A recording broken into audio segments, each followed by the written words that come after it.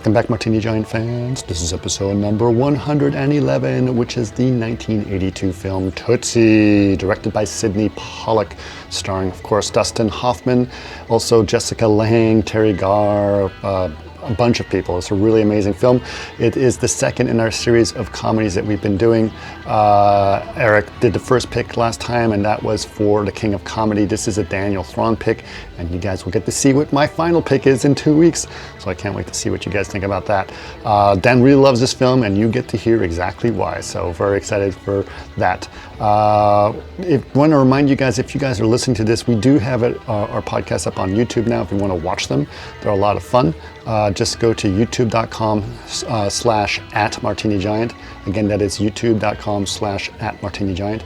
If you have picks, movies that you'd like us to do, you always can recommend them to us. The best place to do that is actually on our Discord. So just go to our YouTube channel and then go to the description below on this video, and you can get the link to our Discord and join our Discord. We'd love to have you there and be part of that whole experience. But for now, please enjoy Tootsie. I really like this background because it feels like we're sitting in Sydney Pollack's lap. Yeah. And It's lap vision. It's lap vision. It's lap vision. It's Okay. nice. Yeah. All right. So good. I've done a few things, and it sounds like Monkey Man Sense Itself sounds good. So Good. We are good to go. I'm wearing a T-shirt that Brady gave me, and it says "Real Great Dad." Nice. Hey. Oh, I brought this up last time, but my daughter gave me this awesome lens cap coffee mug.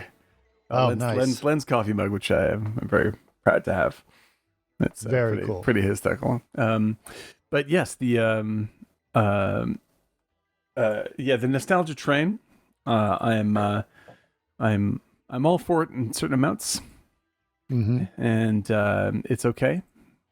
But McMonkey Man says I like that Vaughn in response to Paper Girls calls it anti-nostalgia. It's like Paper Girls is a great comic, absolutely great comic. I've not seen what they've done filmically with that, but yeah, it's quite beautifully illustrated. Do recommend this. Pollock is brushing Dan's hair. That's my dream. That's my dream come true. Yeah. In heaven, Pollock will be brushing my hair. he's picking lice from your hair. Maybe that's what he's. That's more accurate. That's probably true.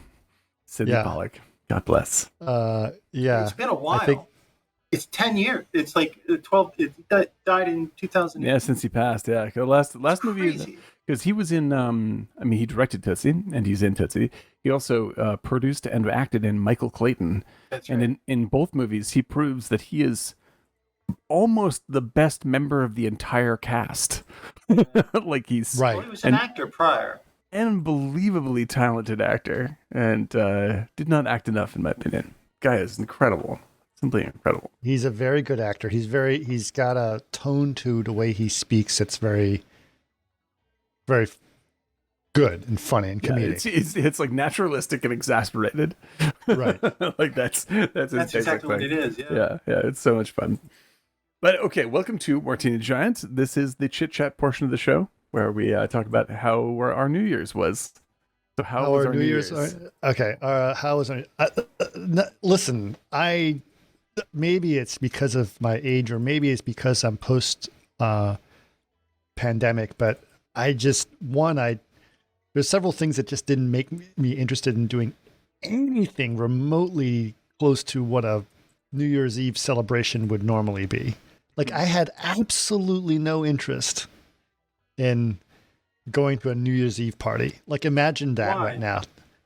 I don't know. Well, one is right now in LA, like there's a lot more COVID happening, right? Like, you've had that going through your family a little bit, Dan, right? Yeah. I don't know how I missed it again, but I missed it again.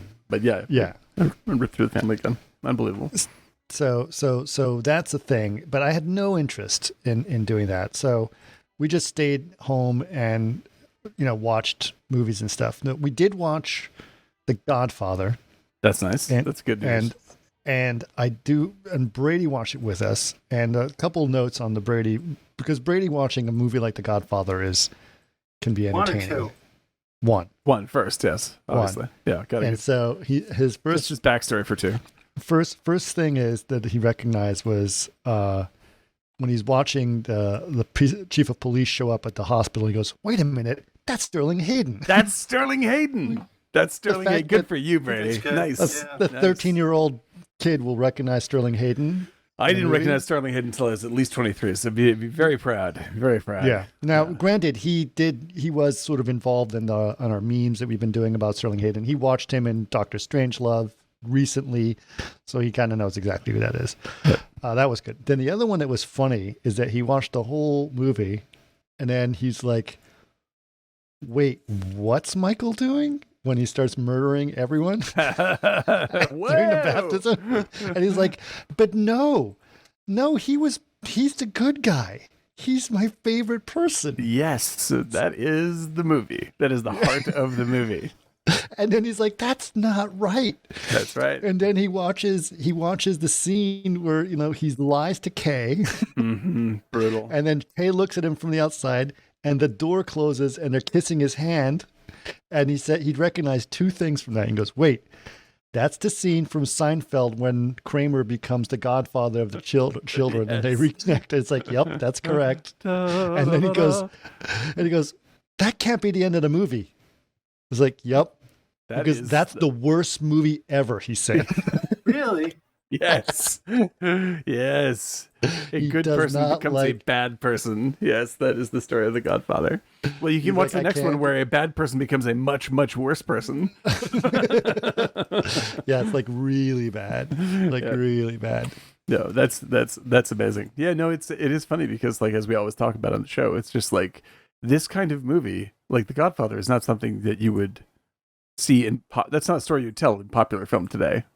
Like, no. Watching someone who is good become bad become a pretty rare story. Like, it's watching someone who's good. Happy endings, man. Yes, you gotta have your happy endings. Well, more to the point. It's like watching someone who is good teach everybody else how to be good. Seems to be that seems to be much more of a plot line.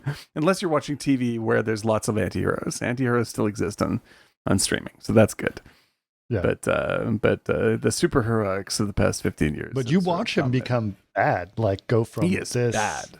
He starts from "it's my family, Kay, it's not me," right. to "let's murder literally everybody while my daughter's being baptized." Actually, my son's it's his son, his nephew. Yeah, nephew. Because it's actually Sofia Coppola in the getting dunked. Third. Oh, really? Yeah. Oh, that is her getting. That's her getting baptized. Him. Okay. The other thing that was interesting was, why are we talking about that? We will be talking about Tootsie. Don't get derailed. But the other thing that, when you're getting on a Godfather thing, you have to sort of complete the thought. Otherwise, it's just a. The other thing that's really fascinating about it is watching the consistency of Marlon Brando throughout it, trying to find balance in the whole system. Yeah, between good and evil and responsibility, and then and then all the different ones, right? You have the smart one's Michael, the hot-headed one is Sonny, right? Sonny. And then Fredo's the idiot, right? Yeah. And then the sisters, obviously Talia Shire. Natalia is a mess, right? Yeah. But then Michael is like he's the smart one, and I was like, he's going to become a senator. Yeah. No. No, I don't think so. Yeah. But I have a feeling if you look at that movie and you think about Donald Trump, like Donald Trump probably thinks that Michael is the smart, good person the whole time. Yeah, it's a really powerful story about a guy who learns how to fucking, just trying to think like that makes me angry. But yeah, like that's the thing is like The Godfather. I mean, Marlon Brando is a real moral force in the film. Like, he's a criminal.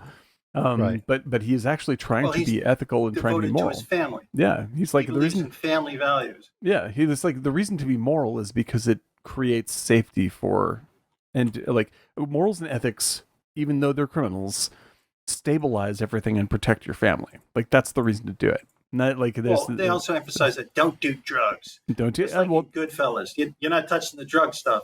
Yeah, well, because it's chaotic. Like once you bring drugs in, it's mayhem.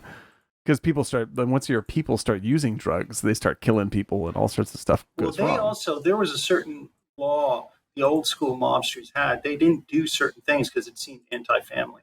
Yeah, absolutely. And so they would still profit from it, but they would have other people be the pimps and so forth. Right. But they still had this kind of weird family code.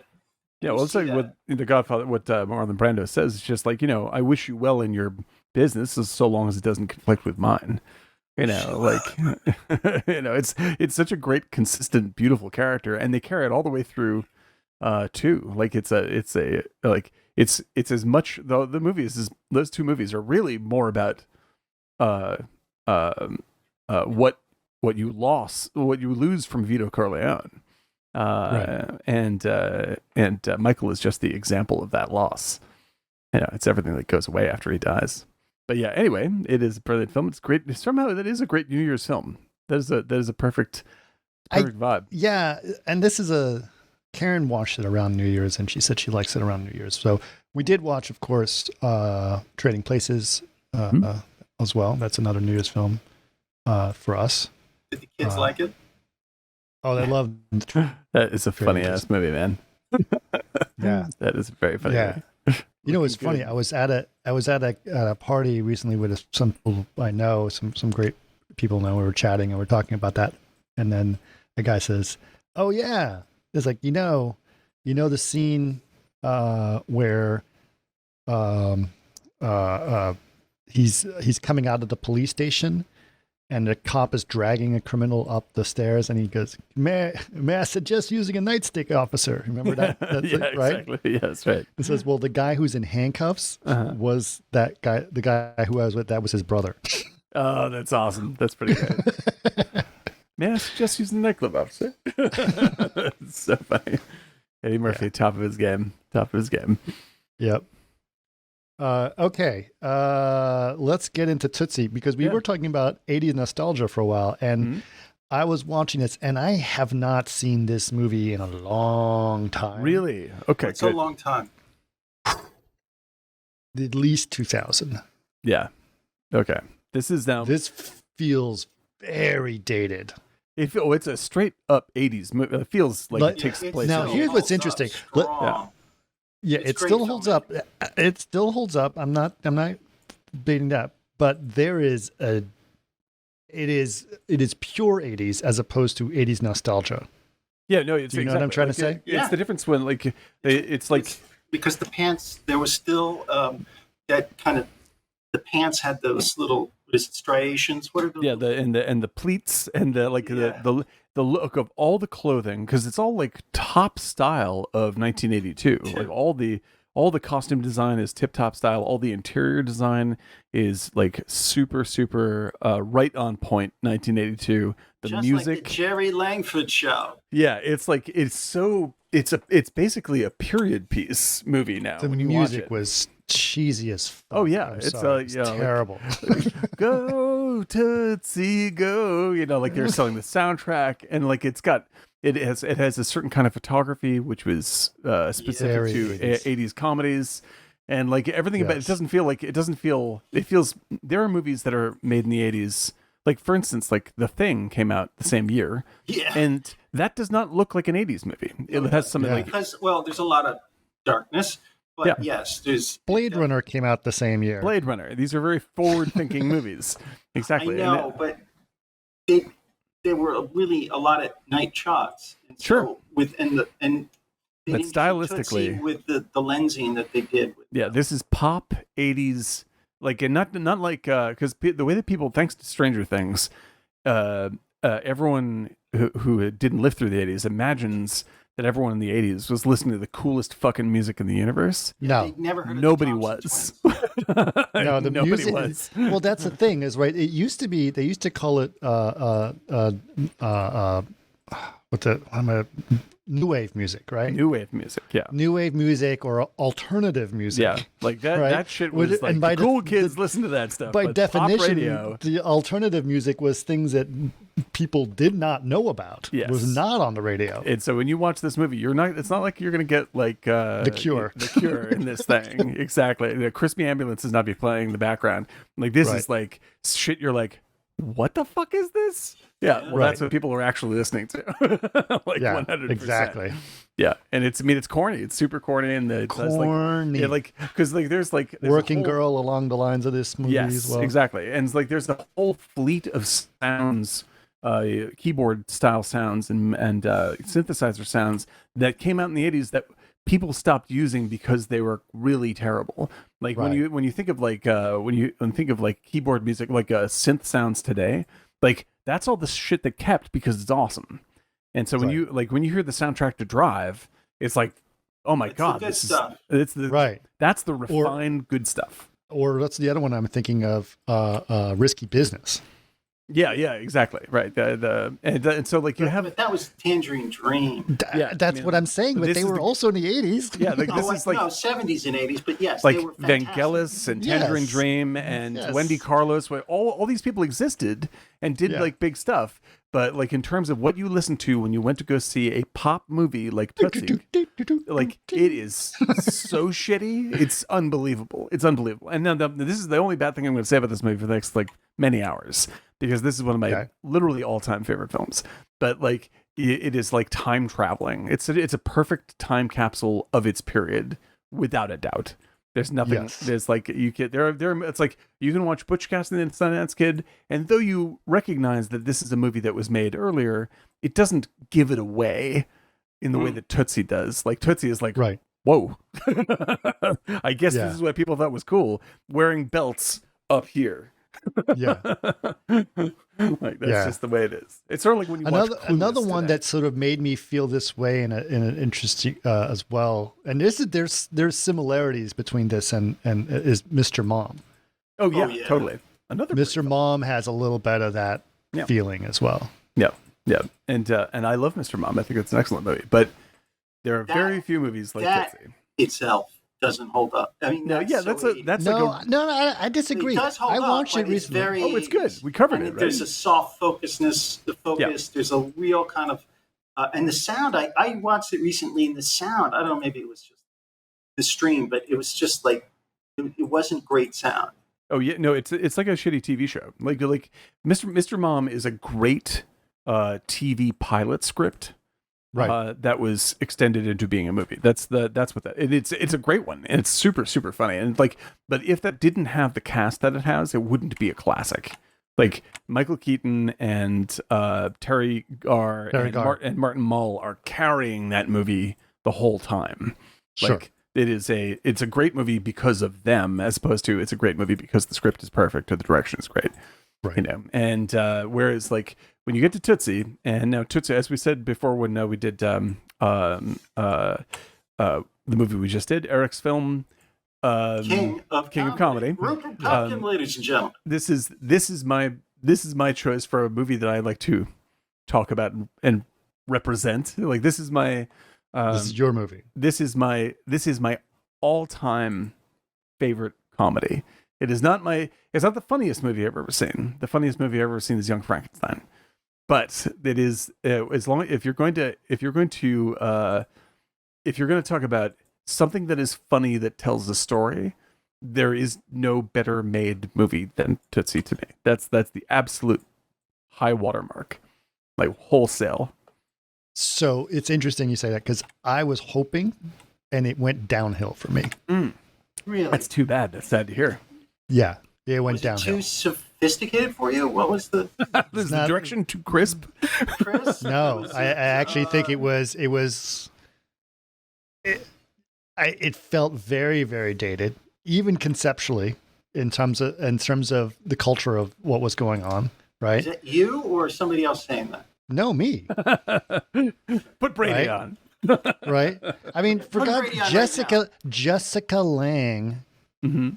Won Best Actress in this movie. Oh, that's nothing to do with the movie. No. That's the Oscars. I understand that, but hold on. And I'm like, what did she... First of all, compared to everything... Well, okay, so I was listening, like, that's ridiculous. Was Dustin Hoffman... America's darling at that time. Sam Shepard was her boyfriend. It was a big deal. Sure. Okay, but she was not that great. The only thing that she did, the only thing she did is that she represented a single mother, and I think that's the only thing that was important. However, I was like, okay, well then, who else was nominated?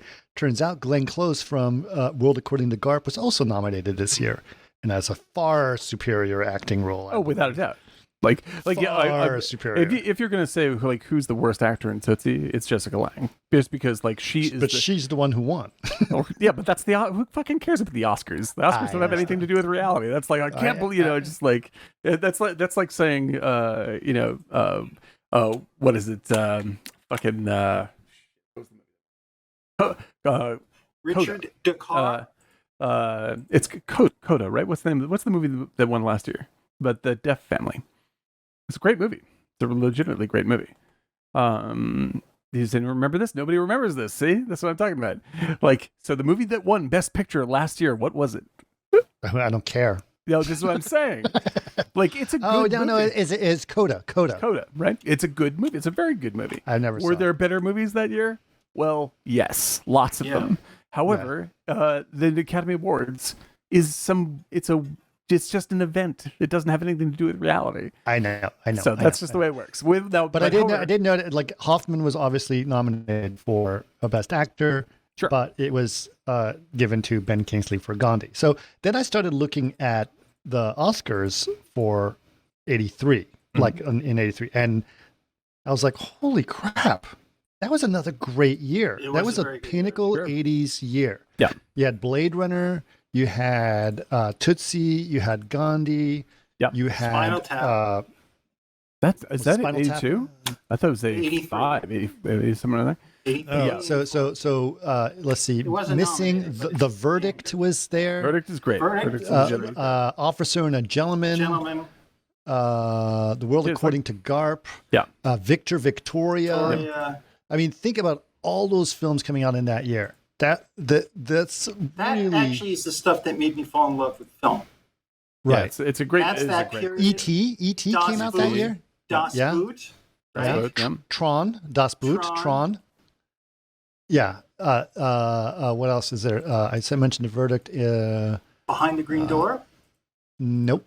That was in the 70s. I mentioned Officer and Gentleman. The Quest for Fire. Sophie's Choice. Choice. Yep. Also, the thing is, I also feel like in that time period, I'm wondering if, like, I always was obsessed, and still am, about like the way the way it's filmed, blue night shots, like from Poltergeist also was that year. Yeah, and I'm wondering if it's because of like Fuji film or a new type of film stock came out. Because all of a sudden, every night shot it just came was beautiful, profoundly rich. Blue. Yeah, and beautiful, and it was like really different. That was the new style of doing the night look, but whereas Fuji there used to be day for night. With the film stock. Really punchy. Yeah, really punchy blues. Yeah, it's true. But yeah, no, like this is the thing is like with say Jessica Lange. Jessica Lange is the straight man of Tootsie. Like she's just there to be the one who doesn't know what's going on. That's her role in the movie, right? And like there has to be one of those because everybody else is a top-notch comedian, like Terry Garr and everybody else is Bill Murray is the mechanism of chaos, and she represents like here's a person who's trying to lead a normal life, completely. She's a little, and actually, what I will actually give her credit for, like the writing of the character credit for, is that she is a total alcoholic in that movie, 100%. And they sort of land on it a little bit, and they don't make a thing out of it, but they're like, she's a fucking souse. Like she's drinking all the time. He calls her on it. Like, what the fuck is up with you getting hammered literally all the time? Like when you have a baby and all this stuff. Like there's some subtle action going on with her character, but just in comparison to the entertainment value of the movie, like you have 20 other people that are doing the heavy lifting for this thing. But yeah, so like, and McMonkey Man brings up, let's see. McMonkey Man tried to watch this movie like 40 times, and every time that he tried to watch it, he was cursed not to see it, like the tape broke, et cetera, et cetera. So that's what the curse is. I agree that it can feel a little day-to-day due to today's sensibilities, especially RE, cross-dressing, and trans issues. I would wonder how queer trans people feel about Tootsie. I know I can't speak for trans people, obviously, but like I have people close to me in my life who are trans, and like this is like I think that this movie, from my own point of view, is actually incredibly forward thinking, even kind of today, but definitely for the time, because though the key gag is Hoffman is dressed as a woman, right? There is no joke about that being ridiculous. Like No. it is like this is not ridiculous that he is a woman in this movie, and the movie is about him realizing his own actual identity. And that's why him as Dorothy, like, though he himself is not trans, like, he actually reveals, like, Dorothy is him.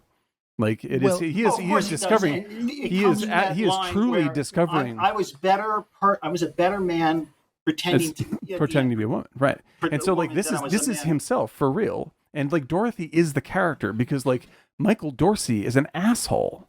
Michael Dorsey is an unlikable dickhead, a selfish dickhead, and Dorothy destroys him because Dorothy is Dorothy is the real person of the movie, and at no point, like any other, gender swap, cross-dressing movie jokes, literally since then, like at no point is it funny that he is dressed as a woman. Like the situation is that it's funny that he's trying to pretend that he is someone else, but he is pretending he is someone else because of job problems, not because it's hilarious. Like, oh, women are like this. Like, there's no jokes like that in this movie. Yeah, this isn't like the hot chicks. Yeah, it's not like hot chicks. Like, oh, well, like girls are like this and guys are like this. Like, there's none of that shit going on. Like, this is an actual voyage of self-discovery movie, and the person he discovers is Dorothy, who is a real person, as opposed to Michael Dorsey, who's a fucking dick, I'm glad he's not on screen very much. Like, he is an unlikable jerk. And so, like, that's why, like I said, I'm not speaking for anybody. I'm just saying for myself. I think it's actually very much in line with how people are thinking today. And about, like, your identity, your actual self-identity is of core importance. And well, there's something important, I think, that needs to be said, not necessarily about, your identity is one thing, but there's a different idea here, is that he is taking on the identity of someone else, not that it's the identity that he wants, but he's doing it, out of the job or for work, right? He's doing it but in that opportunity, he has the opportunity to learn what it's like to be that gender. Yeah, he gets an entirely different perspective, and incidentally, though, like the specifics are dated to the 80s, like much of this is still incredibly sadly true. Like none of this is actually fucking changed. Like how it gets talked about has changed, but it's obviously still happening. See, like fucking video game companies who still can't get their shit straight. Like all the troubles that they bring up in this 1982 film are 100% still real.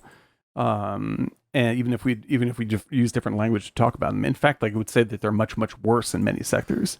And so for this movie, like I was only 11 when this movie came out, so it's hard for me to know like exactly how, like what a shock it must have been. But like this movie is, like, first of all, the original script is written by two of the great, TV writers. What's his name from MASH? Terrific Gilbert? Writer. Yeah, and it was rewritten. Barry Levinson was credited. Yeah, Barry Levinson, and right? Elaine May. And Elaine May, who is one of the greatest screenwriters of all time and one of the great directors.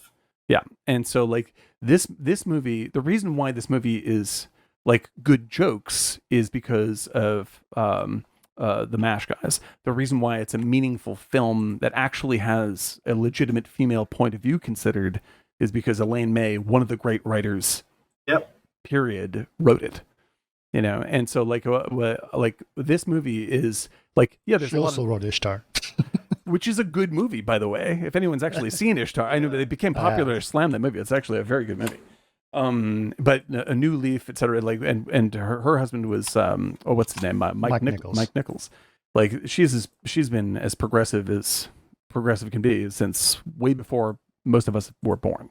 So like this movie, like it has dated elements in terms of its style and some of its language, but it's actually an incredibly genuine film about discovering yourself and standing for what that means. That it was attached to Buddy Hackett at one point. That's the movie I don't want to see. Did you know that? I did not know. It was like, it literally was like Buddy Hackett in the late 70s was trying to pitch this. Somebody brought it to him. I can say that Buddy Hackett would have made the movie. I would not want to say Charles Evans, Robert Evans' brother, right. And he's the one who got it. And Buddy Hackett in '78 wanted to play the talent agent. Right. So yeah, I would say Peter Sellers and Michael Caine were up. Well, they wanted Michael Caine to be the Sydney Pollack role. Oh yeah, that might have been good. That might have been good. What's his name? Dustin Hoffman said, "No, I want Pollack." Pollack. Yeah. Oh, Pollack is the home run. Pollack is a total home run. But yeah, so like I would say, anyone going into this, like don't worry about getting your hackles up too high on this thing. Like this thing shares a very modern sensibility on identity. Yeah, I know, but there was also part of me, like I was thinking about it, and not necessarily defending or whatever, but part of me was thinking about what about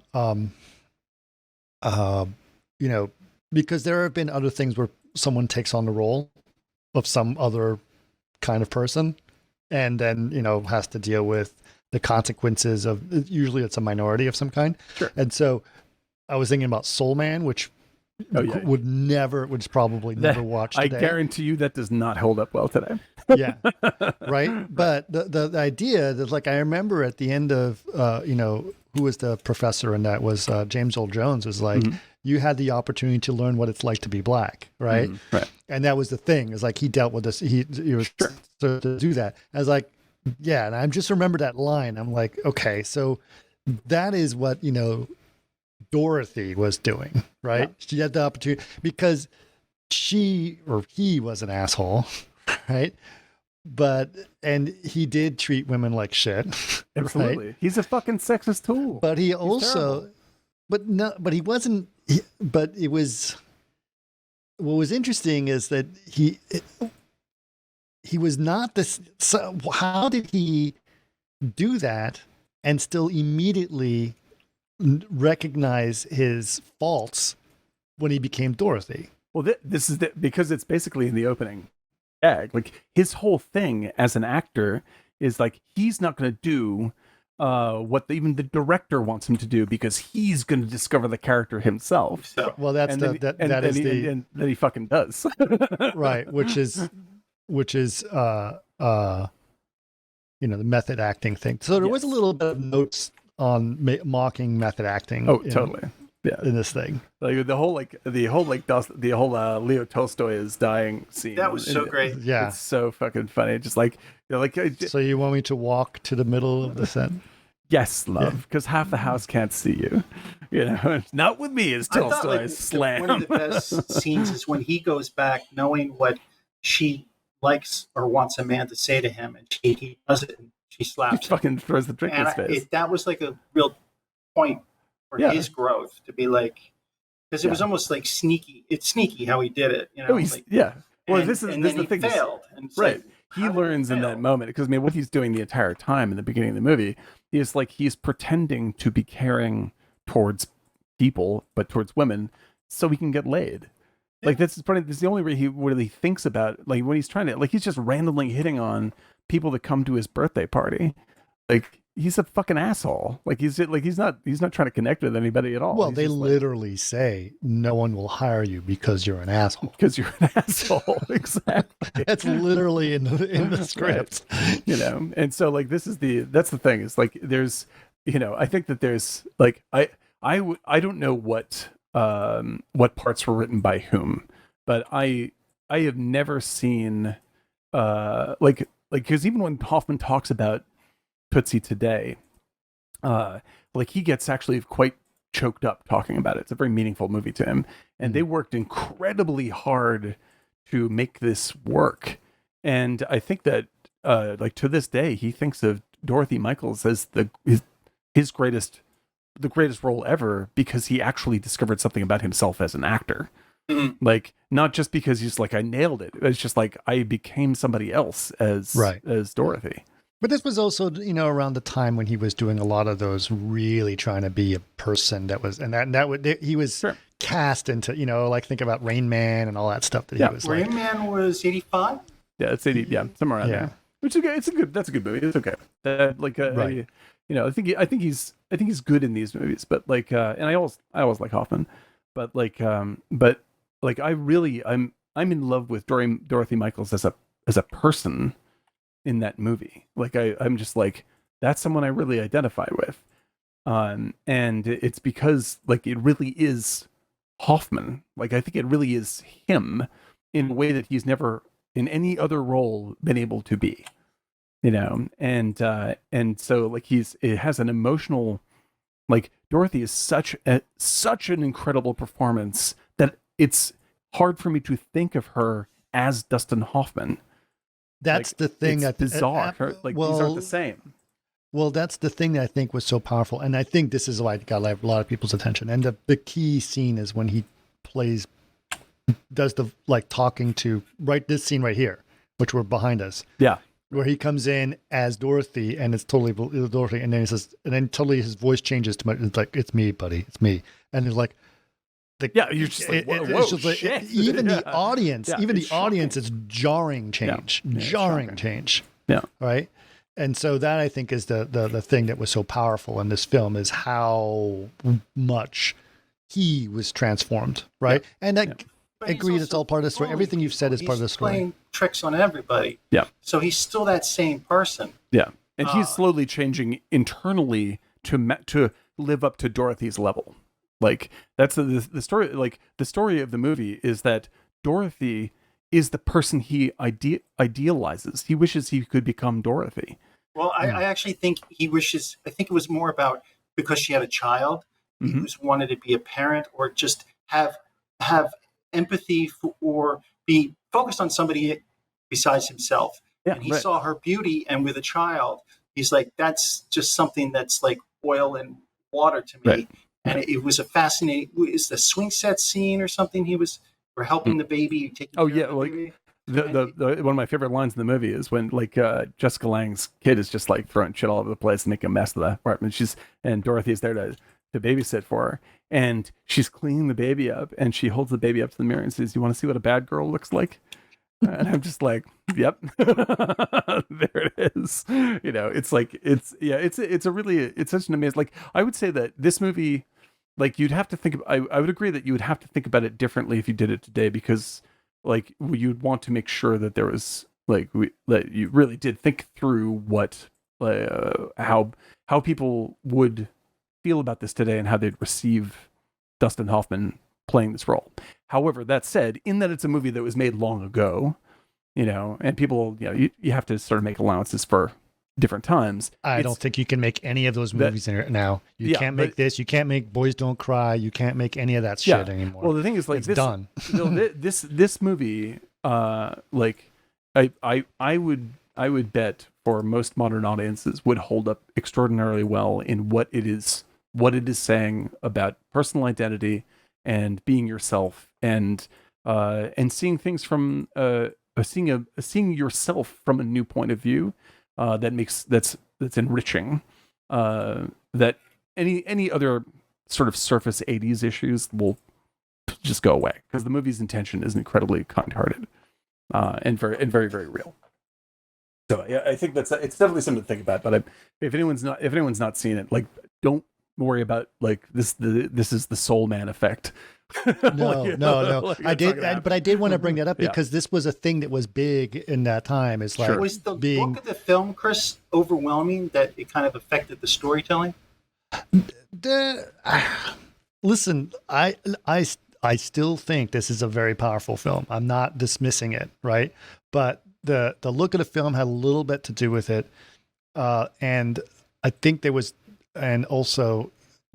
there was definitely things like the music that was like, oh God. The music is kind of overwhelming. I'll give you that one for sure. Like that is But for me, it was overwhelming back then. Yeah, it's like it's just corny, bad music. Yeah. There's just no way around it. Like there's no way. There was a little bit of working girl feel to it, a little bit, you know. Oh, yeah. It's so goofball. But it is. But listen, the fact that I said that it went downhill for me does not necessarily mean that I think it's a bad film. No, it just I'm doesn't didn't feel right to me. And maybe. If you did think it's a bad film, that's okay. I'm only saying this to say for people who have not seen this yet, don't sweat it too much. I think. And so, for example, the way I want to say it, like for example, I felt like they were emphasizing that, you know, Jessica Lange is a single mom, and that was a big deal to put on screen back then, right? Yeah. And it was. It's a legitimate thing for that. It was, but it was, and today it's definitely not a big deal to have a single mom. It's very common, right? But to me, when I think about the powerful single mom scenario, I was thinking more of, you know, World According to Garb. Now that's a different that's a different level of single mom. You know what I mean? like in World, like there's no contest in terms of this particular character, right? Like Jessica Lange's. I mean, I think that Jessica Lange's a great actor. This is not her greatest role. This is like she's just like a fucking. She's the single normal person. She was much better in King Kong. She's actually much. I'll go to bat for that. And you want to see an awkward mess? See King Kong, 1977, Yeah. 77 Wow. or 76? Yeah, 77. In that ballpark. Yeah, like where that is. There's so much weird, offensive shit in that movie. It's kind of it's astonishing. It's astonishing. Still very much worth seeing because like it's a mix of like you're just like some of it is actually great. Some of it is beautifully acted. Some of it is the worst fucking knockoff Roger Corman, you know, puppet bullshit you've ever seen. And some of it is so uncomfortable. It's really radical to watch. It's like, I do want to bring going back to this. Jason, this is E.T. single mom, and he's absolutely right. Think about that. That's a great one. Yeah. So you have E.T., you have World According to Garp, and Tootsie all coming out in the same year. They're all trying to deal with the same deal. They're all dealing with. So it must have been a hot topic in 1983. Oh, without a doubt. And the thing is, like, and I would actually say, like, it would be unfair to single moms or single parents today to say that that's not still an incredible fucking challenge. Of course, it's still an issue. But in the 80s. There was the subtext of what is happening in the 80s. The sexism that frames it is, can women do this without a man?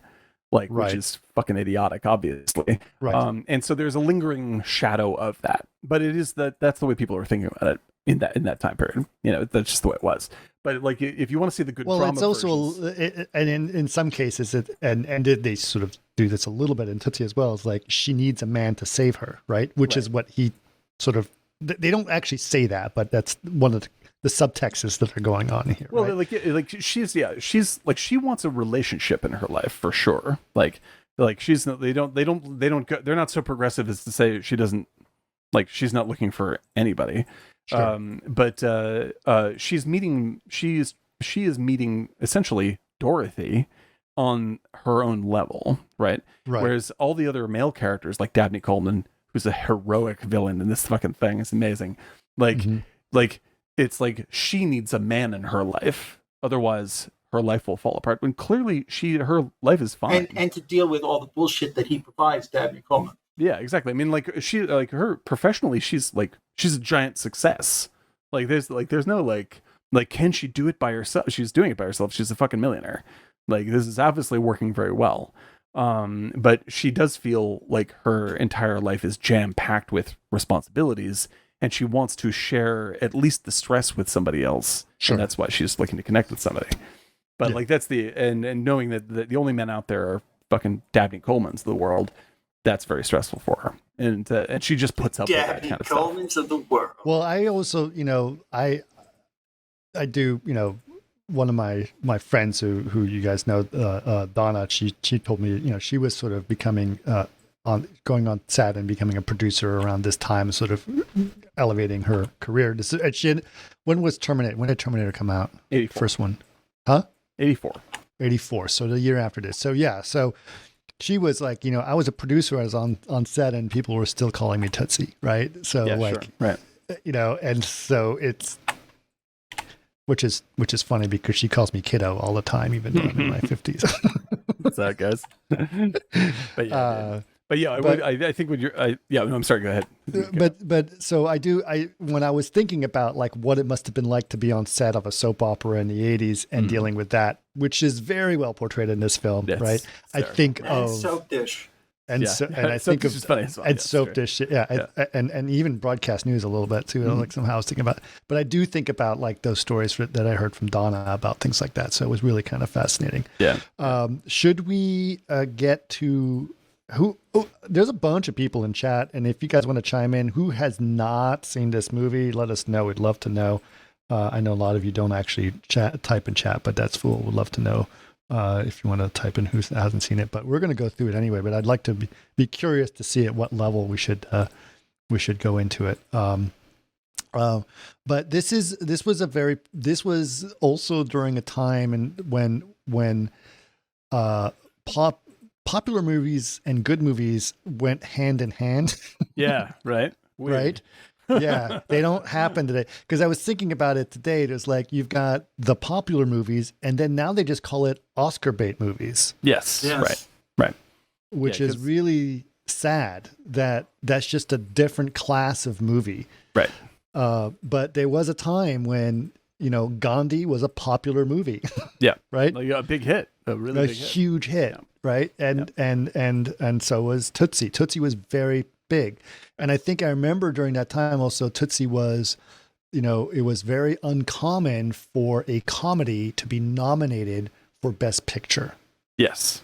Right? Because it was like, this is a fun movie, and then this is a serious movie that we will actually award things. So this was, and to put that in perspective based on the story, I think it's absolutely correct that it was nominated. But let's get through the story as it is now. Very cheesy. Lots of 80s montages. Yeah. It is a light, breezy 80s comedy. Like it's in the vein of like Ghostbusters with great acting. Yes, with great actors. With great acting. And honestly speaking, I'm not always a fan of Dustin Hoffman because I think sometimes he's a little too much too beaucoup, right? Yeah, I'm like that. I hear you. Right? Like, I mean, like in Rain Man, it's like, okay, can you really try to get more Rain Man-y out of you? I kept thinking of what's his name in Tropic Thunder, like don't go full retard, right? Yeah, exactly. Yeah, right. This is the kind of thing where it's like that's Oscar baity to me. It's a good performance. It's slightly insensitive. But it's solid. At the same time, you're looking for a little scratch right there. Like that's the motivation behind that one. Yeah, but this is very interesting because of course there is a lot of meta in this. He is an actor who he's a very famous actor who's famous for his method acting performance. Yeah. And he's playing an actor who is teaching people how to act like him. Right. And he does his besides being an actor who's looking for work, right? Who can't find work because apparently he's an asshole, which we find out, we know very much about it. He's also teaching people about his method, right? And you see him auditioning for different things, and he seems to be very resistant or like this is the way it should be done. He doesn't actually take direction very well. No, he's a nightmare. Like he's an absolute. This is the kind of actor that you never ever ever want to work with. And it's great that Dustin Hoffman is basically making fun of himself in doing this stuff because he's known for this. And he's like on stage, like he can't be on stage for 5 fucking minutes without fighting with the director and getting canned. Like nobody will work with him. He's just impossible. And there's a great sequence in the beginning where he's telling other actors like it's so hard to get work. And then it's showing why it's so hard for him to get work. Yeah. You're like, oh my God, dude. But it also shows like how much he has to change. Oh yeah, and out of touch he is. The journey that he has to go through. Oh my God, it's perfect, and it's all good, and he does all of that so he can get his show up, Bill Murray's show up, which is Love Canal or Return to Love Canal. Also, can I just point out the the subtle and not so subtle gags in this movie, which are fantastic. There are a number there are a number of characters who have bisexual names, meaning that there's like Sandy is either masculine or feminine, depending. Right. Like there's loads of that stuff. Bill Murray's play is Return to Love Canal, which is symbolic. And he's asking whether you should keep the necktie scene, which is symbolic. Like there's just loads of these little gags where you're like, oh man. Like, right. But yeah, so like this screenplay is so tight and so and so rewritten in the best way, like rewritten in the Casablanca way, because Casablanca went through like 25 rewrites with 50 different people and turned into Casablanca. Mm-hmm. Like this went through a process where every single line was so perfectly manicured and designed for its actor, and to make this so every role becomes part of the mechanism of the movie. Like it's like there's so little fat on the screenplay. It's amazing how much shit happens. I'm kind of curious how they broke that down too, because the main actor is playing a woman, a male playing a woman. It's almost like they blocked it out, like somebody just wrote for Hoffman, not as Dorothy Michaels, and then somebody came in and just wrote for Dorothy Michaels. Yes, I believe that Elaine May's voice is. And could also, be. I also feel like that, like for Bill Murray, I just feel like it was improv. Yeah. But they're very careful with it. They don't. Yes, they are. But the whole thing with him, like, I want people in the theater to come in out of a rainstorm, and it's so like it reminded me of when in Annie Hall, he's like, "Put your foot on my heart." Scene. He's like, "I'm going to throw up right now." It's so good. Yeah, I liked what I liked about Bill Murray, because I mean, 83 Bill Murray, right? He was very in your face at that time, right? Well, and what I liked about this one is that he's very subtle in background. Yes, right. This is one of my favorite Murray early, especially early Murray. What's it called again? A Razor's Edge after that. Yeah, right. Like he really plays his cards pretty close to his chest in this movie, right? And I think that which doesn't take away from Hoffman, but it also just sweetens it. It's like a harmony. Yes, and that's the real genius here for me. Is like, first of all, the script is perfect, but second of all, like because I agree with you on Hoffman. I'm sort of like, sometimes he's great, sometimes he's overspending, But the real star of this movie and is that makes it all connect and all work is Sydney Pollack. Sydney Pollack is, as a director, I'm not sure if he ever directed a comedy before. But he had already directed some of my favorite films. Like he directed 3 Days of the Condor and stuff like that. Did he do Bobby Deerfield? He did I think he did Bobby Deerfield. Like this dude is a very, very serious did Out of Africa. Out of Africa Comes a Horseman. Like he's a real actor's director. Like he's an incredibly empathic. The Firm. He didn't direct The Firm, but he's in The Firm. He's terrific. No, he did. No, you're right. He did direct. I was thinking the other one, but you're right. He did direct it, and he's like he's part of the sort of the journeyman of the 70s, like Alan Pakula rather, who were just like incredible craftsmen that weren't like Coppola, weren't like flashy super geniuses. Mm-hmm. They were just incredibly good, tight directors. And who's the guy who did 12 Angry Men? That's not Pakula. Pakula. No, that's the other great one. It's not Pollack. It's not. No, Pakula. You just mentioned him. She was Elaine May's husband. Oh, Mike Nichols. No, that's not Mike Nichols. Although Mike Nichols is also part of that crew. It's hang on, I got to look this up because he's really great. 12 Angry. What's it? Oh yeah, Sidney Lumet. Sidney Lumet. Thank you, Sidney Lumet. So like these guys are this handful of directors in the 60s and 70s. New York school. Yeah, and like they all cut their teeth on TV. And they become ultra pro, like at turning things in on time, super tight, really sharp, very detailed productions, and they're kind of forgotten about in the face of these other auteur directors of the 70s that are very vivid, like George Lucas and Spielberg, Peckinpah, and all these very showy. Great directors, but very, very showy. Whereas like you watch Three Days of the Condor and you're like, this is a good movie star movie. Like there's nothing particular. Oh, it's fucking awesome. But I mean, that's like Pollack, right? That's Pollack. And so like he's done nothing but up to this point, he's done nothing but really tightly directed professional stuff. And then he does Tootsie, and they hire him because he's a pro, and already the movie is, it's a complicated movie to put together. They've been working on it for like a while, and they bring him on because they want to make sure that the thing lands. And he's never done a comedy before, and he is so tight in directing these actors and making sure that all of their motivations connect with each other and push each other around properly, that I can't give credit to any one single person in this movie. It's not like Hoffman's amazing and he carries it like in Mr. Mom. Like fucking what's her name? Terry Garr is equally as good, if not better than Hoffman, in terms of telling jokes, just making the comedy work. And Hoffman, that's the thing that's interesting about it. Hoffman is not a comedian. I mean, he's done some comedy, but he's not a comedian the way those other guys, the way that especially Bill Murray and Terry Garr are. Yeah, exactly. Right. Yeah. And even what's the bad guy? Dabney Coleman, who's a genius. Dabney Coleman, who's hilarious. Yeah. Right. Yeah. He did a bunch of sitcom stuff, didn't he? Oh yeah, like Dabney Coleman. Carol Burnett.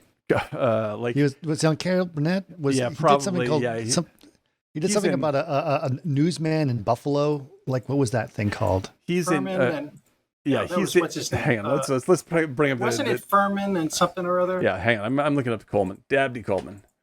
Dabney Coleman's amazing. Dabney Coleman. Okay, so Dabney Coleman, he plays more or less the same kind of character in every movie all the time. Absolutely perfect. 9 to 5. 9 to 5. Short That's Time, right. Modern Problems on Golden Pond. Like, he's this sort of like intellectual, pushy, sexist asshole guy. And he got this shtick down to a science. Like, you just show up and he has these weird little mannerisms or whatever it is, and you're just like, that prick. it's so savory every time he shows up on set. And he basically builds a character that you will enjoy seeing destroyed. War Games. He was in War Games too. Yeah, he's great in War Games. Yes, but he did a show, and I remember somehow it made it to Greece for some reason. But it was a show and lasted 2 seasons, 1983 to 1984, called Buffalo Bill. Yes, that's right. He played a daytime talk show host from Buffalo, New York. Yes, yeah, that's right. He's terrific. I think he may still be around, right? He's still alive. Yeah, he's still alive. Dabney Coleman's still alive. Look at that. Wow. Good for him, man. No, he's terrific. He's one of my favorite character actors, and he is the villain, and he motivates them. I mean, like every part of this, and I would even say, like, I didn't think about this before. Talking about Jessica Lange as the straight man. Durning was great in this too. Durning is great in the movie, and Durning, like the what's it called again? The ring. He's like, oh, that's the best. Oh my god, the best. Just his little, like. There are multiple straight men in this movie, right? One is Jessica Lange, and she's sort of flat. Charles Durning is a straight man, and he's perfect. Like his interactions are hysterical. He's so genuine and so clueless. What's her name? The other one who's always in her bra and panties. Oh, and Gina Davis. Hysterically funny. That was her first film, apparently. Oh my god! Like everyone's dialed right in. Everybody is dialed in. Right. Thing. Just insane. Right. Oh, you know what? I was just thinking about the her and her bra and panties at the end of the thing, because the whole gag is that he is dressed as a woman, but he's also a male chauvinist who wants to get be with girls, and so he ends up in the changing room with Gina Davis, who's super hot, and she's in her bra and panties. So he has to not react to the fact that he's with this hot girl in her bra and panties, and so, right? Which made me. That's a very old school gag, which also was done, by the way, in Some Like It Hot. So if you think about Some Like It, right?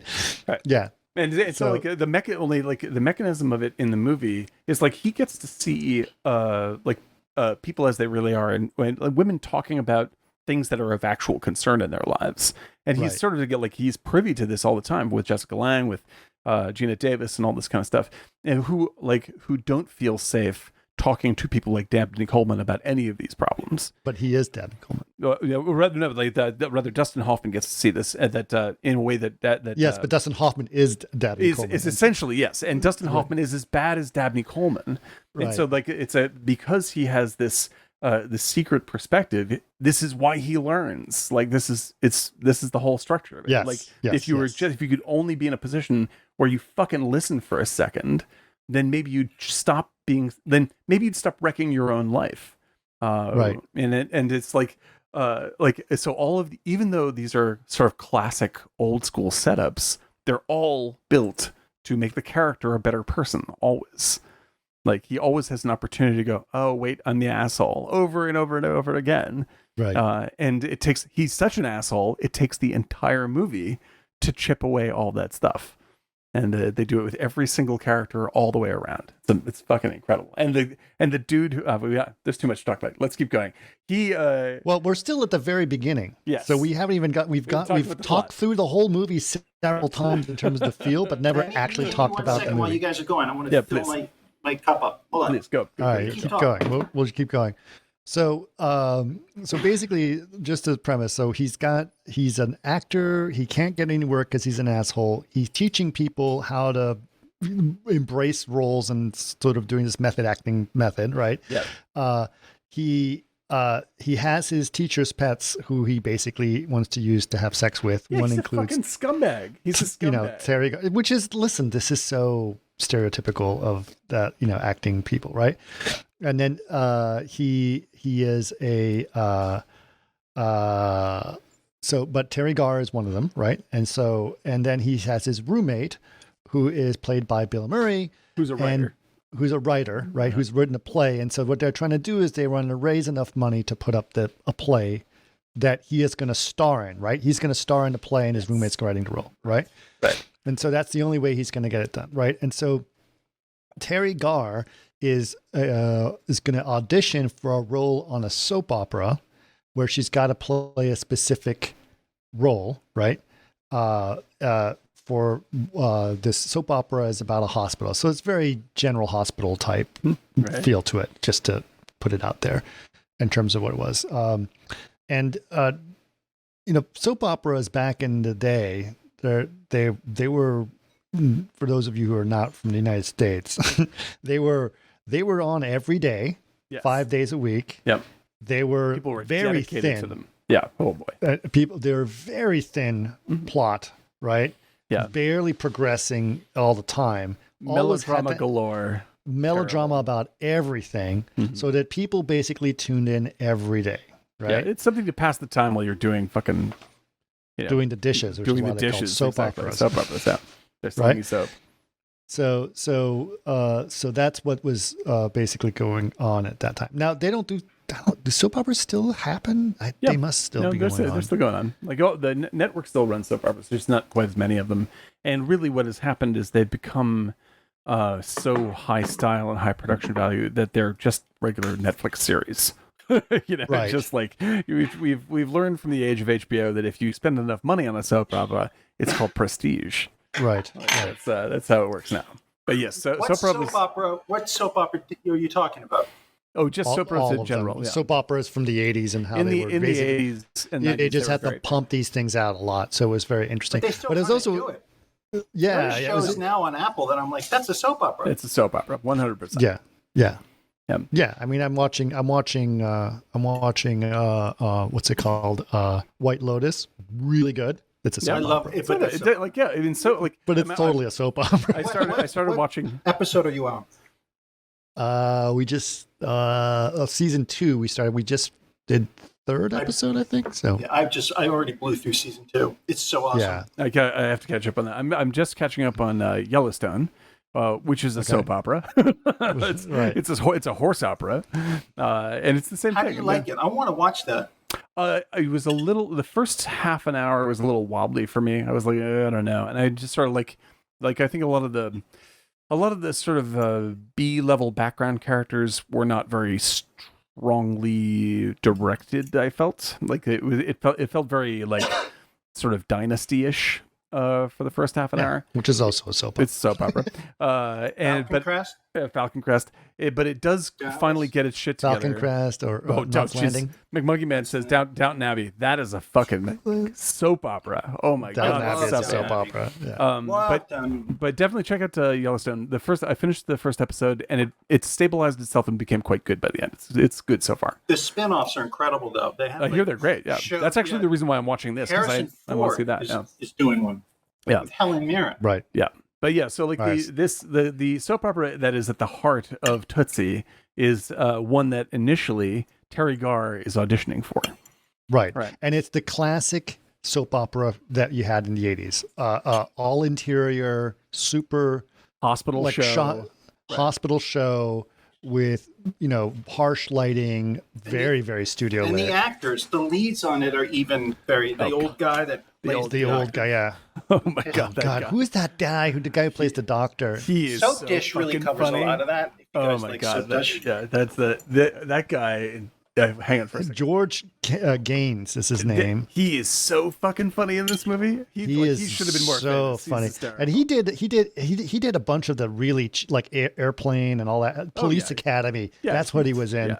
Like he's in a bunch of shitty movies and he's still good. Right. But in Tootsie, they let him run, and it's because he's supposed to be that really cheesy guy. Yeah, like he plays the old. He's way too old to be kissing anyone younger than 50. Right. But he's constantly trying to mac on all the younger actresses, Jessica Lange and everybody like this. And you always see him like spraying the Banaka in his mouth before his scene. It's disgusting. He's just a disgusting fucking pig. But he's also a dumb drunk. Say again? Do we still have Banaka around? I don't know, but that was the thing. The breath spray in the 80s was Banaka. Yeah, and like he's what like if we brought the only that thing. Back as a product? Oh, Banaka should obviously we should have a thing on our. We should have a martini giant Banaka. Yeah, I think that's nice. Yeah, like don't make it. It's $41 on Amazon. There we go. $41. $41. That's a lot. How much are you getting? That's a lot of money. That better clear it all out. That's all I can tell you. But yeah, like he was the police chief in Police Academy. Yes, exactly.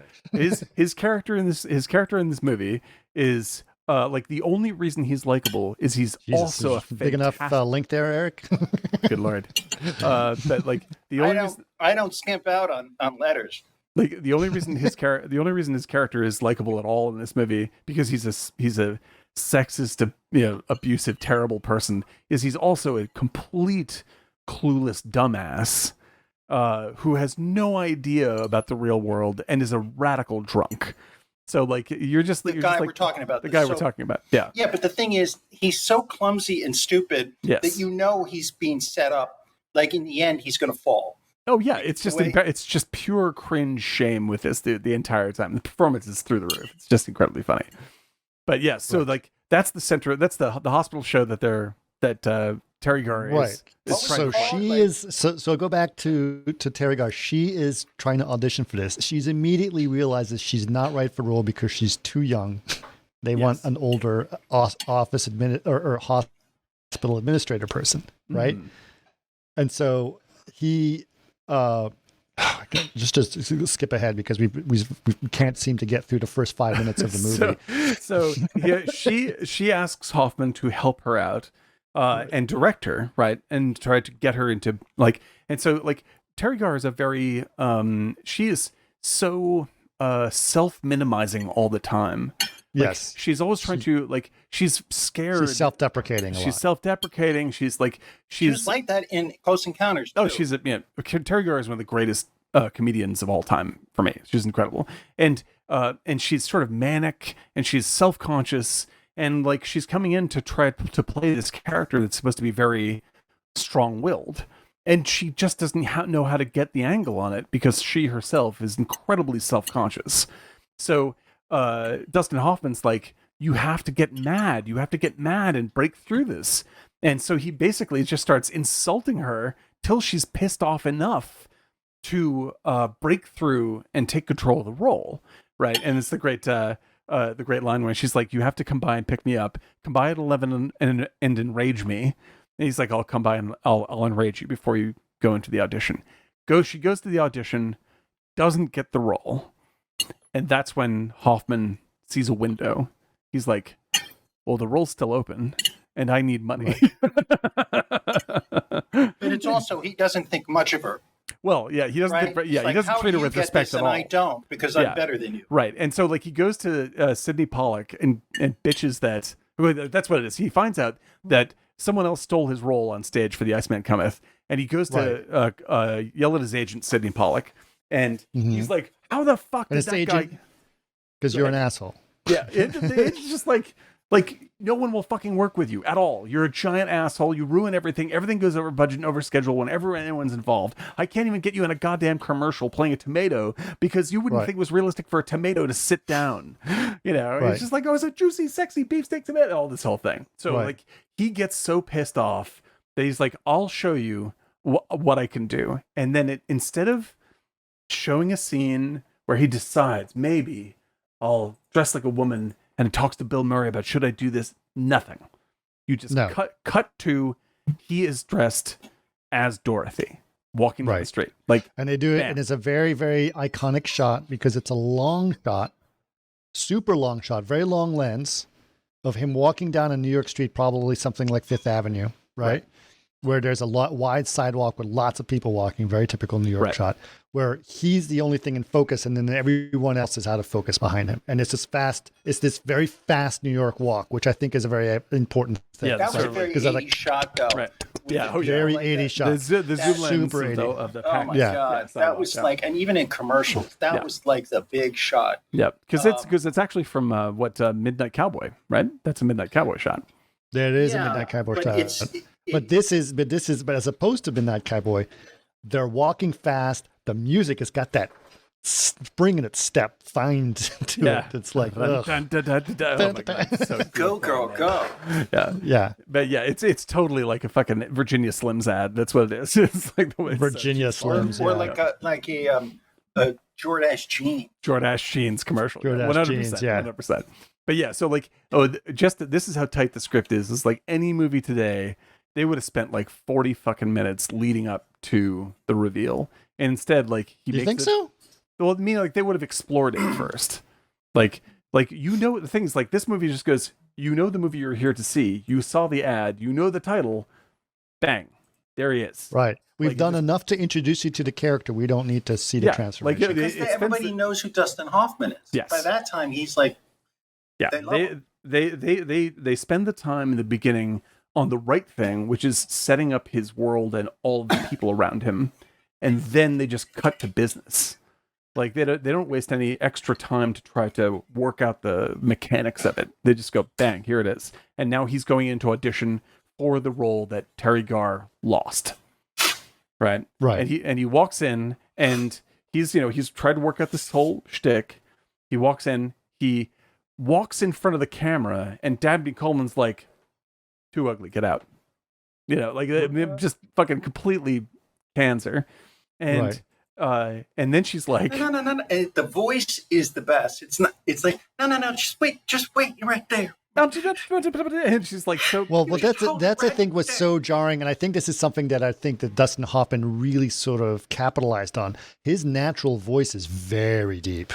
Yes, right. Very deep. Yeah. And so when he takes on her role, he takes that voice to a very high level. Super high. Southern accent. So, Southern accent and very soft. Dorothy Michaels. Shame on you.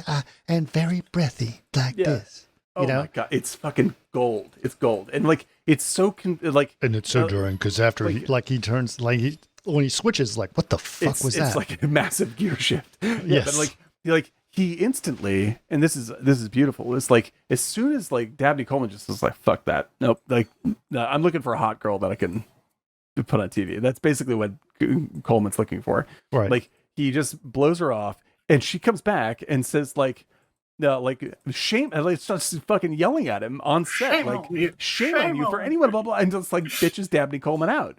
Right. And this is what Hoffman was doing to the other directors on stage. But now he's doing it because he is Dorothy. Like everyone is totally knocked off their game. Like this is not how women act at all in this setting.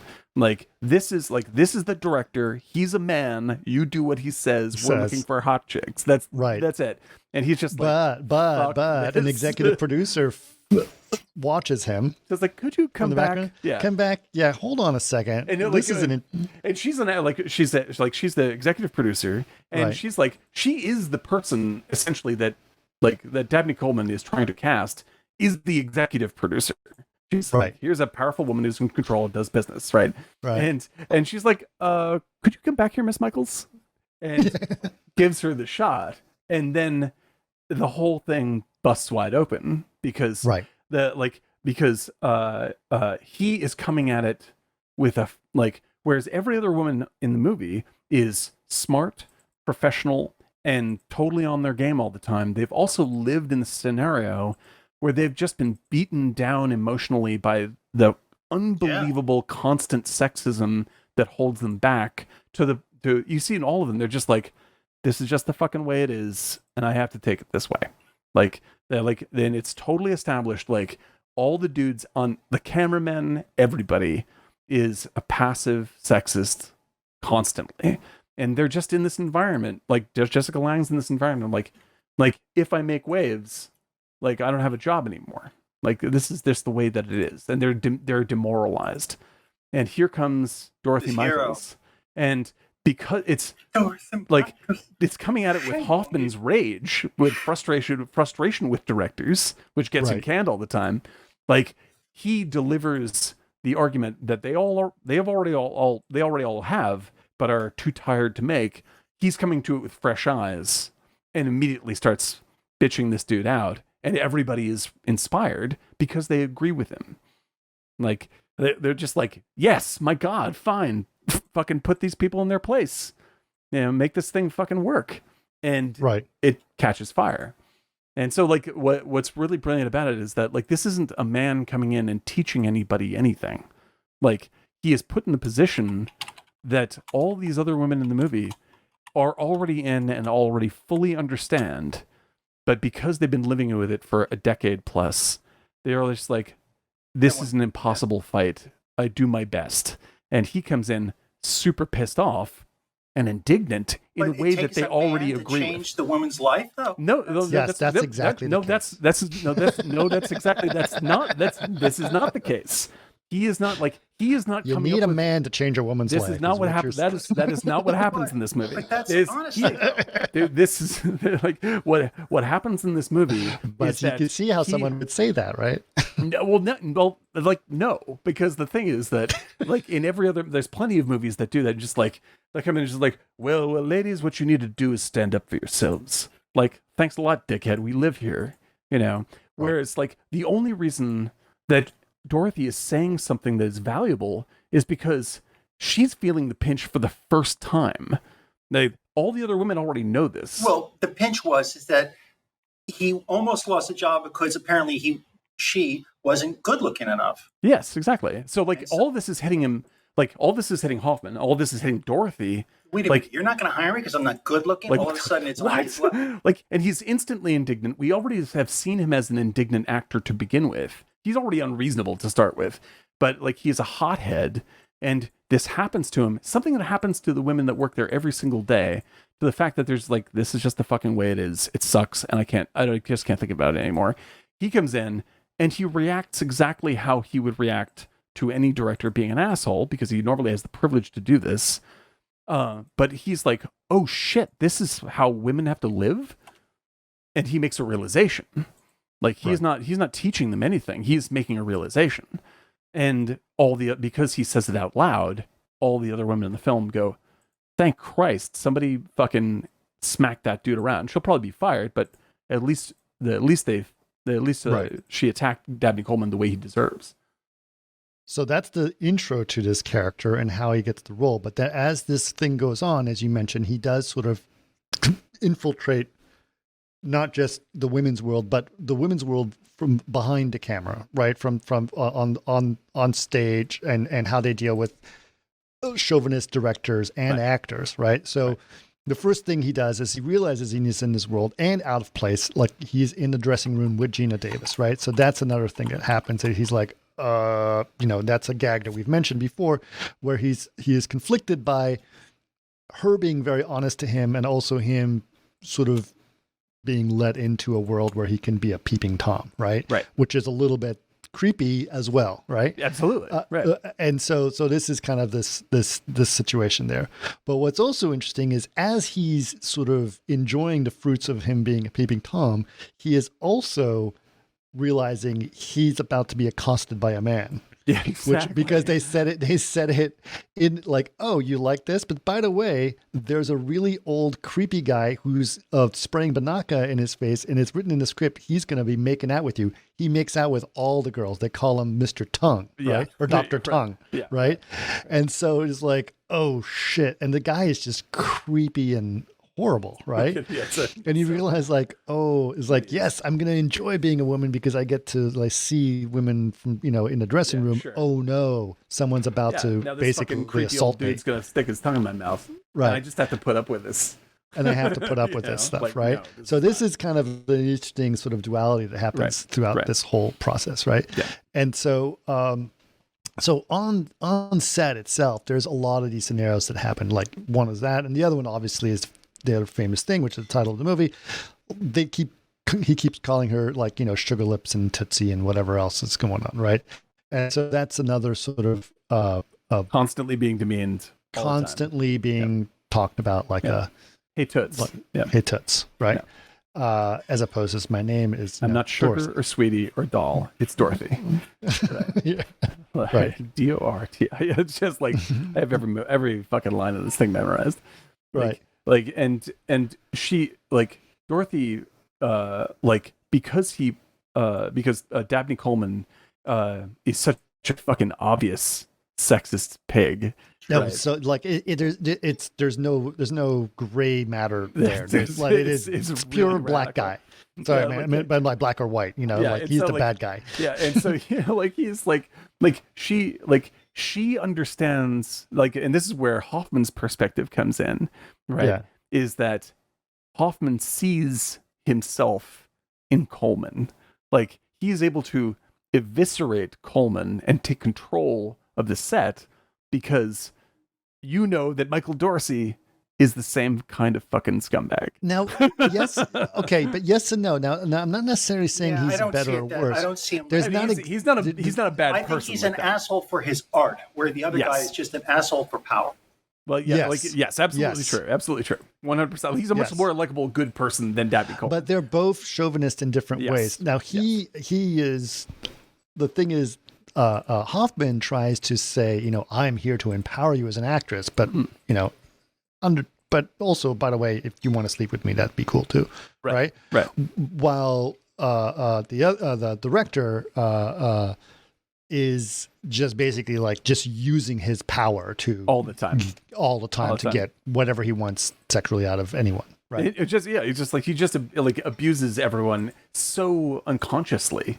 Like he doesn't. He's been doing it for so long. He's so fucking privileged all the time. Right. He just, I earned this. Yeah, that's his point of view. Like, of course. I worked with a guy who was a visual effects guy, and he sort of wanted to become a commercial director, and I was like, listen, he's a really good eye, et cetera, but he definitely was someone who was only interested in sex with women. It was crazy.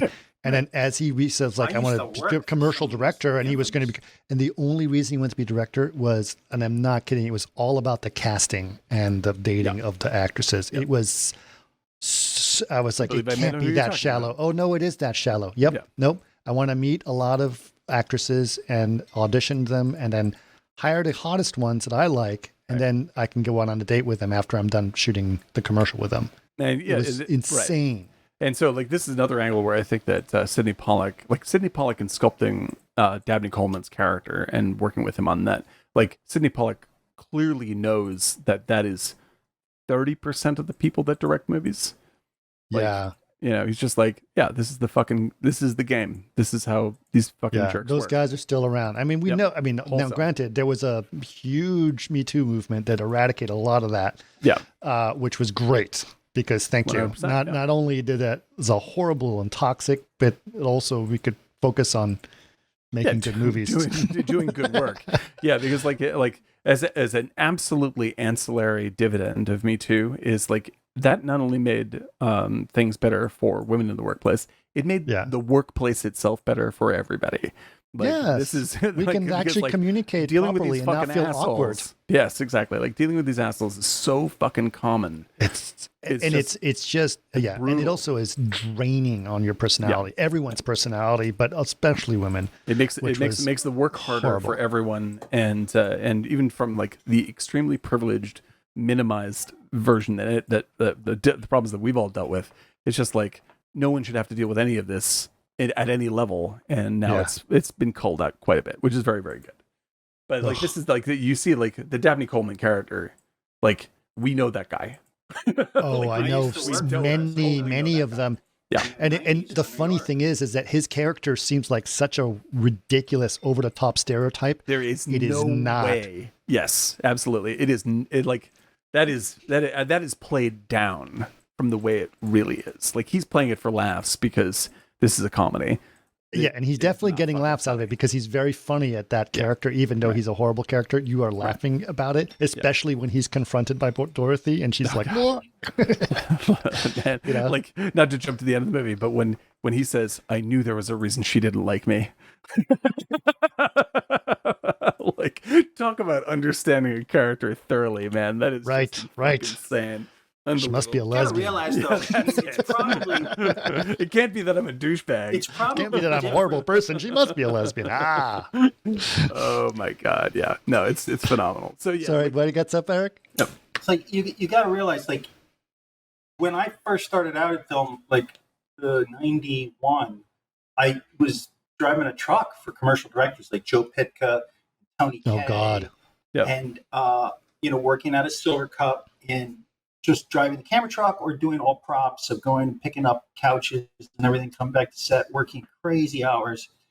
And one guy director wrote a letter for me on, because I'm not sure my resume, but I did a movie that went to Sundance. I did the costumes and sets, and it went to Sundance.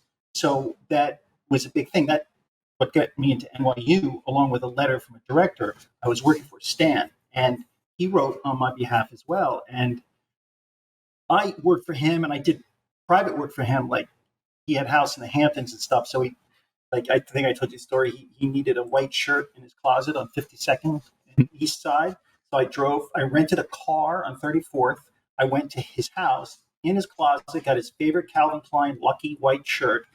And then I drove it to the Hamptons 3.5 hours away and brought it to his house, and then drove back to the city.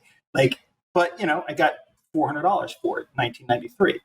And that helped me go. That's worth $400. I'd do that for $400. Do that for $400 and today. so I totally. All I gotta do is drive a car. Yeah, I'm in. But I was doing stuff like that and going to grad school and working for Melvin. But the thing is, I know on shooting days, because I did scouting with. There's a reason for the discussion. He was making like 45, 50,000 a day shoot days and 25,000 pre-pro days. So in that time, those guys like the Dabney Colemans, they were getting paid. It's different now. Yeah. I mean, Tony Kaye, Pitka, those guys were making 50, 60. Elgort, I worked for, $55,000 for shooting a day. Yep. So if it was a Cam A commercial for 4 days of shooting, but we did 1 week of pre-pro, that's 25,000 a day for pre-pro, and 8 shooting day was 55,000. Jesus. Yeah. So the arrogance was it's extraordinary. super high. It's extraordinary. I mean, these dudes think it had to be. They had to maintain that throne. Yeah. And it's so different now. But back then, thankfully, working for those guys, it was like that. They were the big deals. And Henry Sandbank, I worked for, who was like a pioneer car guy, and it just was huge money. So when I saw the Dabney Coleman, I thought about all those times. Like, it wasn't far away that it was like less than 10 years later, but in the same kind of shooting environment with a different kind of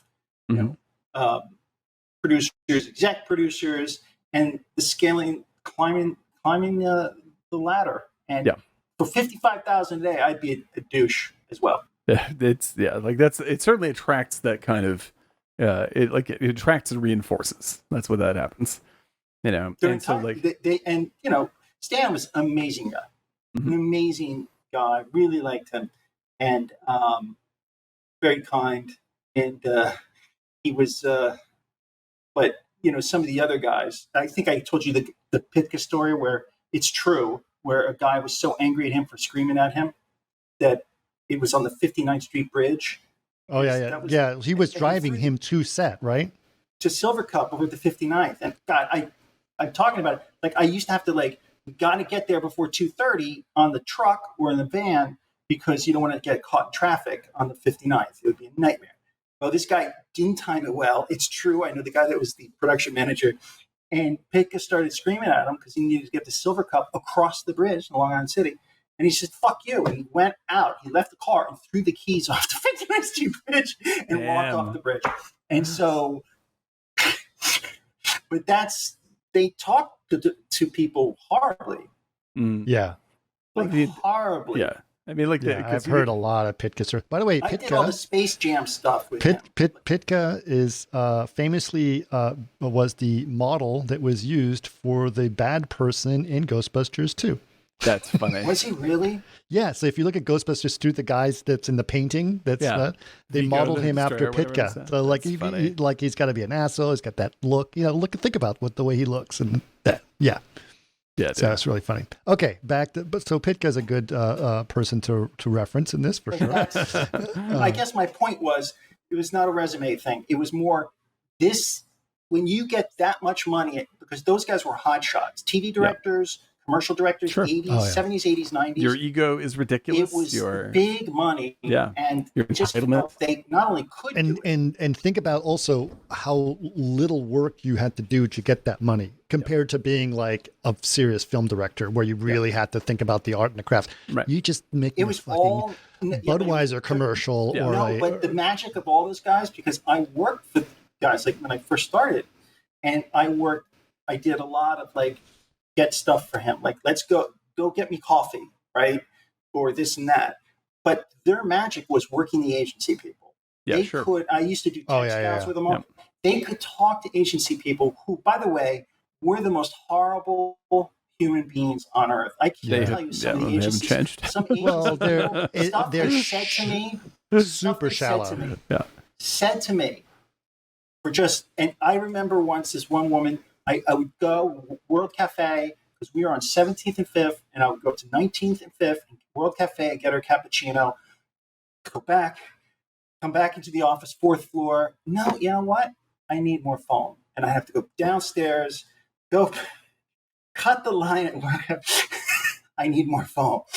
Yeah. Okay, we'll get in line. And by that time, it's not as warm, so you got to do it all over again. Do it again, but more it's foam. Just really, really...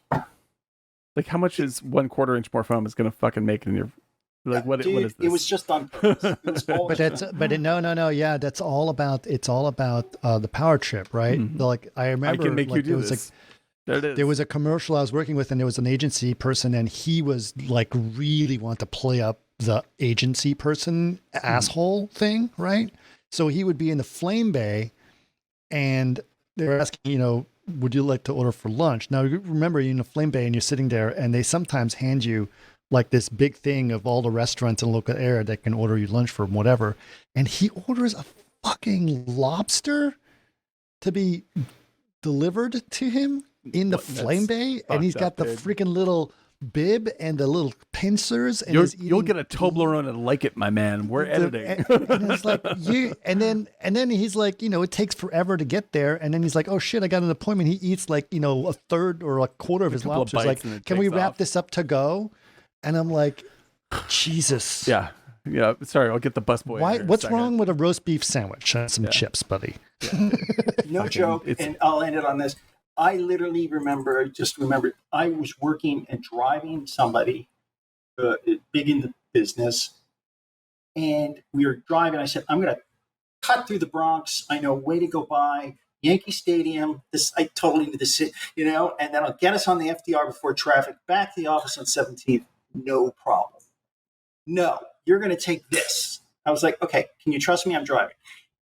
eventually they're like, you hate women. Is that why you're doing this? Screaming at me. You hate women. You just hate me as a person. You're not listening. I was like, all right. So I took the route she wanted by Flushing Meadows, and we were in traffic for like 2 hours.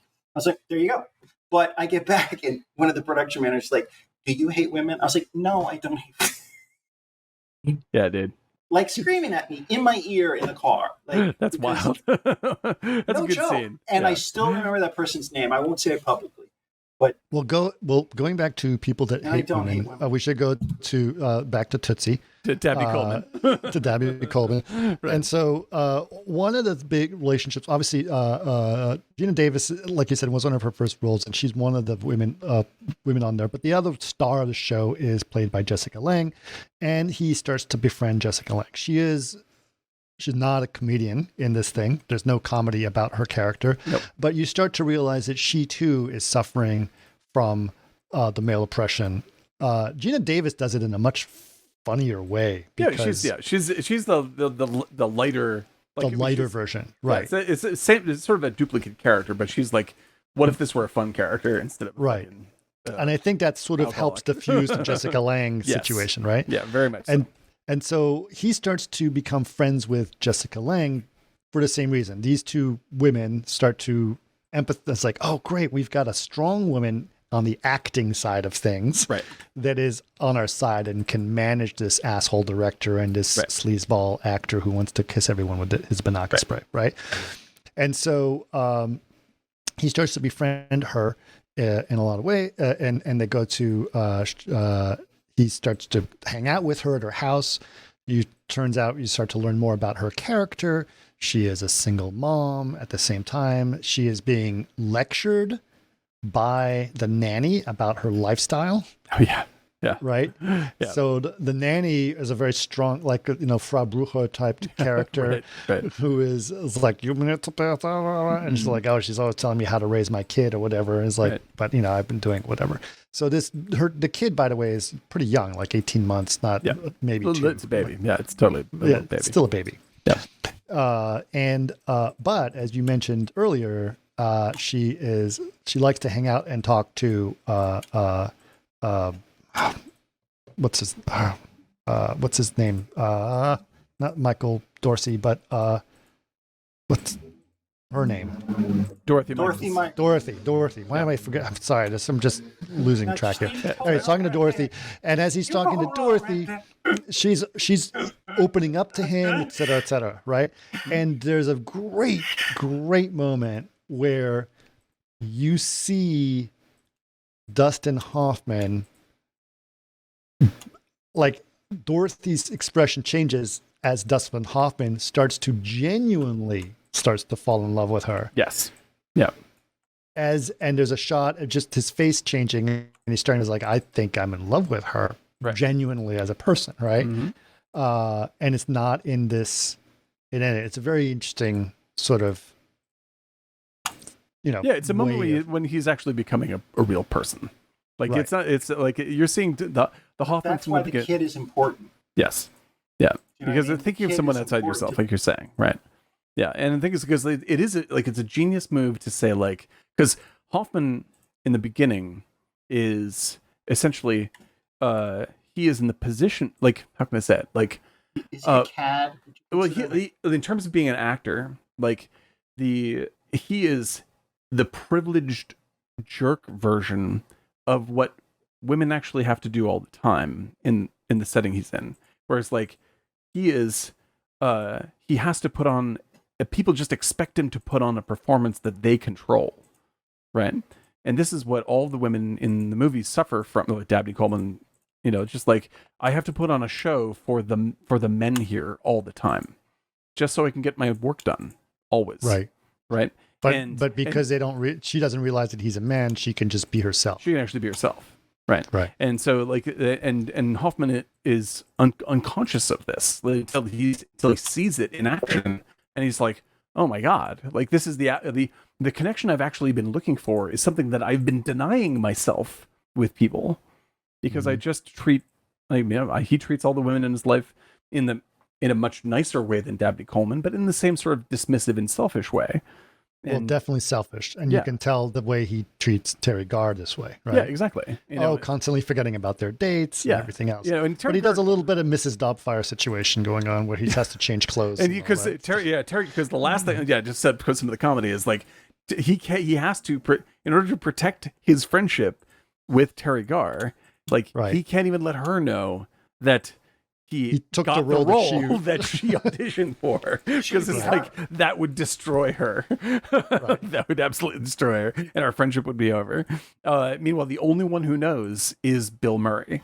And he certainly can't let the studio know or the director know or anything. He has to keep Sydney Pollack knows too. Yeah, and Sydney Pollack knows, right? That's it. And Sydney Pollack, you know, as the movie starts to turn, like you have Dorothy becomes friends with and starts to fall for Jessica Lange, right? Mm-hmm. There's an actual human relationship connection developing here. Jessica Lange's like, he reveals more about herself, like, you know, I come from sort of like a, you know, like she's some like a Midwestern style, conservative but nice guy dad. Upstate New York. Upstate New York. Yeah. And so like you're getting a little bit of her background where she's like, you see why she has reacted to male oppression the way that she has. Well, I think Go ahead. Also, you don't see the mother. So maybe like the mother passed younger. The mother died. Yes, the mother died. Yeah. So there's this thing where she's just surrounded by a father she loves. Yeah. But she's just... And she has to like adjust herself to him constantly. He's a well-meaning guy, but he is like of an old world, right? And he's just like, you know, this is the way it is. Men are like this and blah, blah, blah. And he just sort of makes these pronouncements all the time. And so that story is starting to build. The success of the show is starting to go through the roof because Dorothy Michaels is a big character. Dorothy Michaels suddenly becomes because of her character, becomes a very, very important person that she's like on the cover of Time magazine or Life magazine or whatever. Right. Because the women who are watching the show, like they like the show because they care about the character relationships in the show, but like to suddenly see it, like it's totally out of place in any soap opera to have a strong female character in that time, and especially in the 80s, soap operas were very popular with housewives. Yes, exactly. And so that suddenly like empowers the women who've been trapped at home in that role. So it becomes a phenomenon. This character becomes a phenomenon, and so Dustin Hoffman's making a shitload of money, right?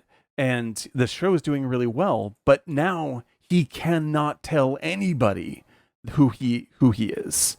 Like he is locked into this position. And so like from like I was describing before, it's just like all the women in the movie, Jessica Lange, etc. Like there is their actual self, and then there's the performance that they are locked into with everybody in their professional life. Like they can't be themselves without breaking that contract with the men who run the show, right? Essentially. And now Hoffman is it's the power structure, and now Hoffman is in exactly the same position where like he cannot admit his real self, like he can't do this anymore. Like, why? Because of money? Because because like even Sydney Pollack's like, you can't fucking stop now. We're making $1 million. Like this is it. This is the super hit.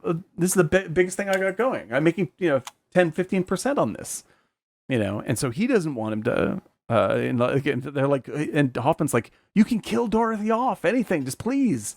He's desperate to get out of the situation in the same way that all of the women in the film are desperate to not be in the situation. Do you think he's desperate to do that because he figured something out and he's desperate to just start living the life he feels he's in love with Jessica Lange? That's right. He wants to be with Jessica Lange as Dorothy. Right. That's right. He wants to get his life going because he just learned his lesson. Yes, right. And this brilliant structure is that he arrives at the realization, and that realization isn't enough.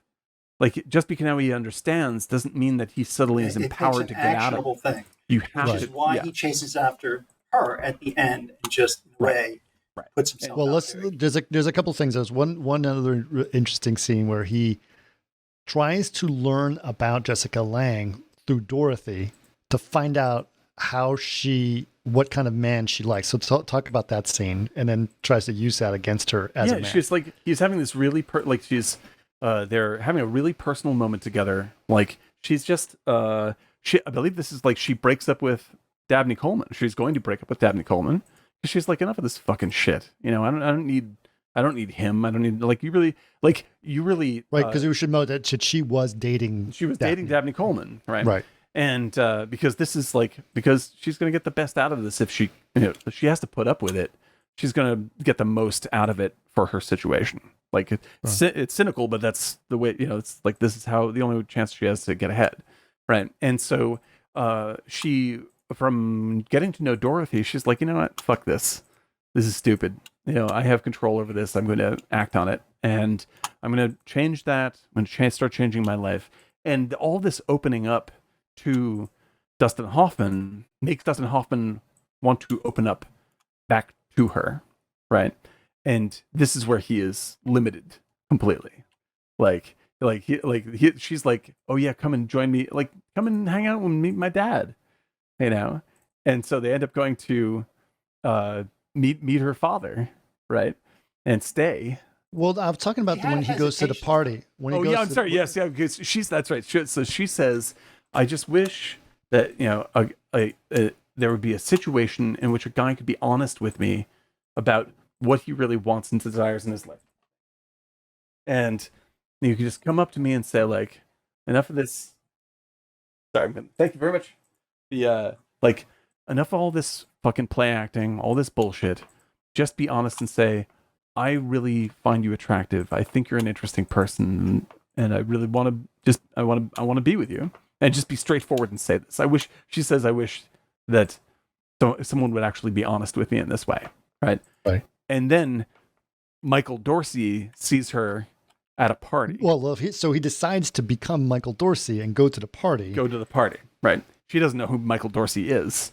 Right. No. And he tries to pretend like he's never met her, and he's just like, hey, well, you know, just like, why don't we just take off? It just says exactly the same thing back to No, her. he says, I think you're really attractive and I want to like to make love to you. And That's really what he says. make love to you. Yeah. And she fucking just tosses the drink in his face. It's like, fuck off. She can sense, like, it's a line. Like, she doesn't even remember because she was drunk, but like, she doesn't even remember that this is what she asked for because it's so transparently false.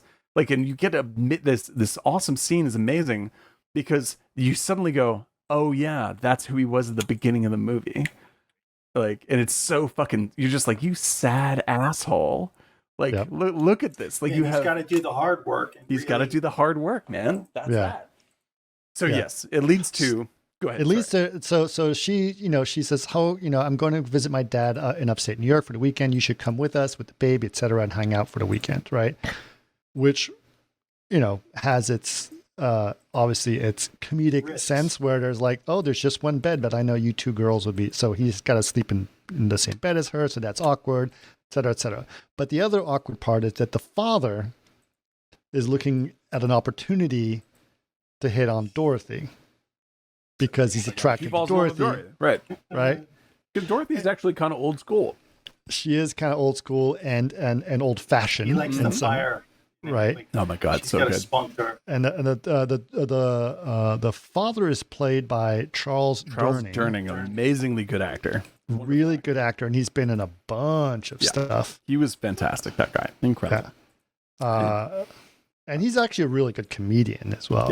Yeah. He has a very tricky role in this movie because he is, and this is something that when we say that you couldn't make movies like this today, like I can't imagine a movie today having a character like this not played as a villain.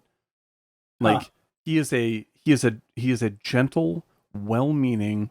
I think that's the whole point. Like sexist, old school. Old, like he's just tradition. That's what I'm saying. It's a changing world. Yeah, it's like this is the like he is. When I say sexist, I mean like the effect of what he is saying is sexist. He doesn't mean to be sexist. He loves his daughter. He thinks very highly of her. All this stuff, but it's this gray area where you're like, this is the tradition this guy was in, and this is like how limited his world is, and like you to present this guy as like likable and charming and lovable and flawed, and he hasn't learned, and you know, even though his daughter is an amazing success, he still treats her like a little girl. You know, like he's like. He's a person that you want to have change, Like he's still in retrograde mode, and they treat him with enough sort of empathy that you hope that he sort of makes it through the shock that will inevitably happen to him. Right. You know, and because he's in love with Dorothy. Dorothy is a reflection of old time values, you know, all this stuff that he believes in. So right. But he doesn't, what I think is interesting is he doesn't push himself onto her. Nope. He just tries to charm her tries to charm her. Right. But of course, Dorothy is like, oh shit. Yeah, like this is not gonna work out, my man. Sorry. Right. You know. And but he goes as far as, does he propose to her? He proposes to her. Right? He ultimately proposes to her. He ultimately proposes when everything is finally going wrong, like he proposes to her, and she is like, she doesn't know what to do at all. She's like, he was like, "Don't say anything now. Just think about it."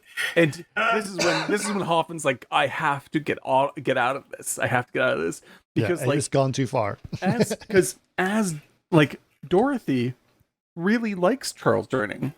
Like Dorothy's not lying to Charles Durning or leading him on. Right. At the end, he says that what persuades her is that he's like, "Yeah, we played pool, your father and I." Yeah. It's right? like I really like that guy. She's like, "I don't want anything to do with you," and then he's like, "Look, it's almost like he mended with her father." Yeah. Right, but let's figure out that's after the reveal. So we have to get to the reveal. Right. So like everything is going horribly wrong now. Horribly wrong. So he realizes like he has to find a way to get out of this role and how to make it happen. So one thing that's happened that we've learned about along the way is that the shows are the time between recording of the show, the taping of the show, because they did it on tape back then, and the airing of the show is very short, and sometimes so short that they have to do certain scenes live to be able to get it out on time. Right, because someone wrecked the sound. You know, someone wrecked the sound, or one of the tapes got messed up, and it's usually some guy, you know, spilled coffee on the tape or whatever. And previously set up is that the old drunk lech has terrible time doing anything live. Live. He is terrified of this. He doesn't know any of his lines. He's always reading the cue cards as opposed to reading lines. And so Dorothy does this thing. The other thing that's also established, which is also established from the very beginning from Michael Dorsey, is that he improvs when he thinks that that's what the character should be saying as opposed to what's written constantly. And he's great at improving. Great at improving. And so the executive producer woman kind of loves the improv because that empowered the character. But it leads to some of the breakthrough moments on the show, because like when the old lech leans in to kiss her, like she slaps him in the face and says, "Don't you dare do that!" Like and it's totally off script. But the producer's like, and he's so like, "Huh?" Yeah, exactly. I was supposed to kiss her. His voice when he gets angry is so brilliant. And also we have to throw in just a touch of the old drunk lech, right? Yeah. Also wants Dorothy. Like he falls for Dorothy also. Oh yeah. And well, especially because she becomes so unattainable. Yeah, he's like I'm after this unattainable perfect woman, right? And so he follows Dorothy back home, and Hoffman is like already like, you know, like he's getting ready to take off Dorothy's the makeup outfit, and the wig and all that. Yeah. And suddenly the dude is outside like singing to her to try to like, you know, la, da, da, to try to get her to open the window, and she's like, "What the fuck are you doing? Come on up here!" Like, "Oh my god, get out of the street! This is gonna kill me!" Right. And as soon as the dude's in her apartment, he's chasing her around. Like he's just trying to like, he's a masher. Like he's just like, you know, well, it's trying to kiss her and all this stuff. And then Bill Murray comes home and is like, "What's going on here?" And then the old drunk lech is like, "I didn't know that you had a man in your life. I'm so sorry." And excuses himself. Nothing happened, Bill Murray. Nothing happened. And he's like, "Well, okay." You know, and plays it up. Dude leaves. And like Dustin Hoffman's like, "I have to get out of this." This dude's trying to mac on me. We have Charles Durning proposes to him, and he tells Sydney Pollack, like, "Please get me out of this. Everything is so wrong." Charles Durning proposed to me, and my favorite line in comedy history is when Sydney Pollack is so enraptured by the tale of like Charles Durning proposing to him Then he goes, "What did you say?" It's just like it's purely hysterical because he's as wrapped up in the romance of It's it a as soap anybody. opera that he's. Well, it's a soap opera. Right, it's a soap opera. He's just like It's a soap oh my opera God, within what did you say? And so everybody's either falling for Dorothy, everyone in the world loves Dorothy. The two guys are want to either marry Dorothy or mac on Dorothy. And so Hoffman's like, the only way out, I know the only way out of this, and it presents itself when the sound is wrecked and they have to go live for this. But he does before that one. There's another great little scene with the old Lech guy who, as we mentioned, never he always has to read the cue cards, right? So whenever he's talking to someone, he's looking off screen, he's reading the cue cards, he's never looking at, and she gets really upset and again improvs and says, "Why are you looking over there? I'm right over here," and turns his head so he can't, and he's like, trying to read his lines are over there, and it's so funny. It's so fucking funny. It's mad. This movie is maddeningly funny. Just as the mechanics of comedy, and also I got to compliment Sydney Pollack on this as well. As 80s looking as the photography is, he knows how to shoot a comedy incredibly well. It's all these big wide shots, very staged shots where the actors really get to play out all the physical gags without any cuts. There's so many nice big wide open shots where they just let it happen. The editing is still very, very tight, but they don't interrupt the joke to cut. No. And because he lets that play, it's like if you were watching a good kung fu movie, don't edit too much because you want to see the guy do the thing. And when you have scenes when Michael Dorsey ends up sleeping with Terry Garr, and out of a misunderstanding, he sleeps with her to get out of a bad scene, but now they're dating, and he's blowing her off and he's treating her terribly because he can't tell her that she is Dorothy, and she finally comes to confront him at the house and say what the fuck is going on, and he's scrambling to make up any kind of bullshit excuse that's going to work. No, it's nothing, it's not what you think, because she saw a woman go into his apartment building up to his apartment, and she's like, you gotta tell me if you're fucking cheating on me right now. Right, but it was actually him. But it's actually Dorothy, right? And he says, no, I'm just gonna make it up to you. I'm so sorry. I even got you these chocolate covered cherries, which are what the guy gave him, which are Charles Durning gave to Dorothy. Right. And she's like, okay, and starts to accept the apology, takes the chocolate covered cherries, and then sees there's a note. And she starts to read the note, and he's like, oh, no, don't read the note. Oh my God, I was so mad when I read that. And she opens the note and says, "Oh, thank you for a lovely night by the fire. Missing you less." And and her rant when she discovers this, these aren't even my cherries. These are some other girl's cherries. This is the absolute high point of Terry Garr is totally the person to do that. It's the funniest thing I've ever seen her do, and she's one of the greatest comedians of all time. And when she's just are these real? And also another line that is both a hilarious line, perfectly delivered, and reinforces the theme of the movie is that she's about to storm out, and she goes, takes the chocolate covered cherries and goes, "Are these real chocolate covered cherries?" Because she still wants the cherries. And he's like, "I think so." And she's like, wham, slams. I'm just gonna have to feel like this until I don't feel like this anymore.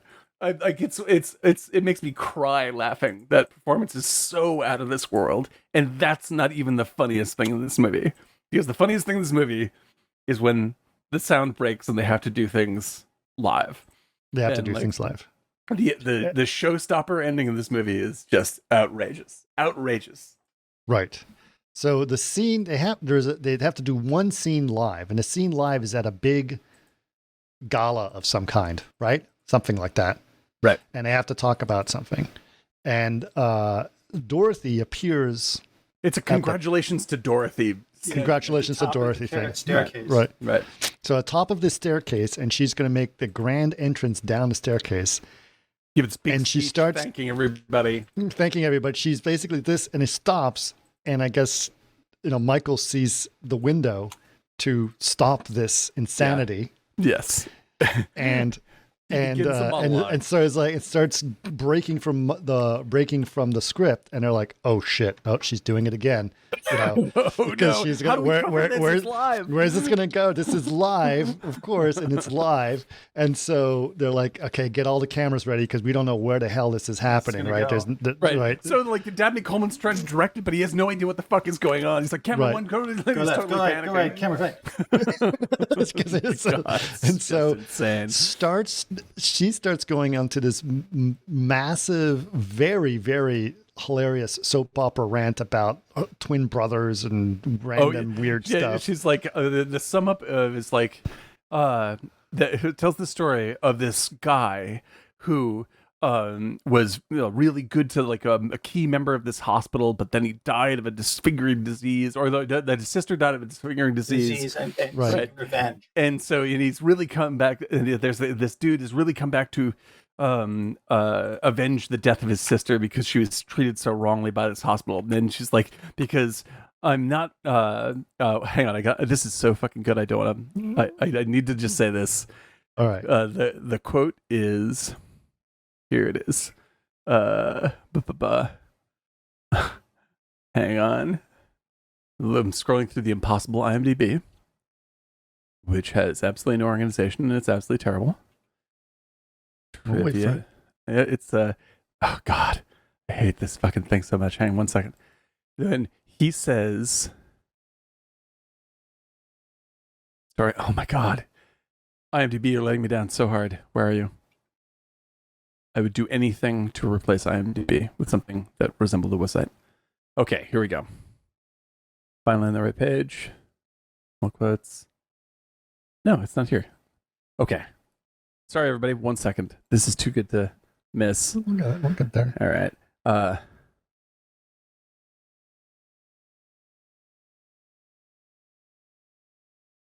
It's there. It's the first one. Yeah, it keeps on throwing me to the wrong page. Okay. For some reason, I'm not sure why. Okay, so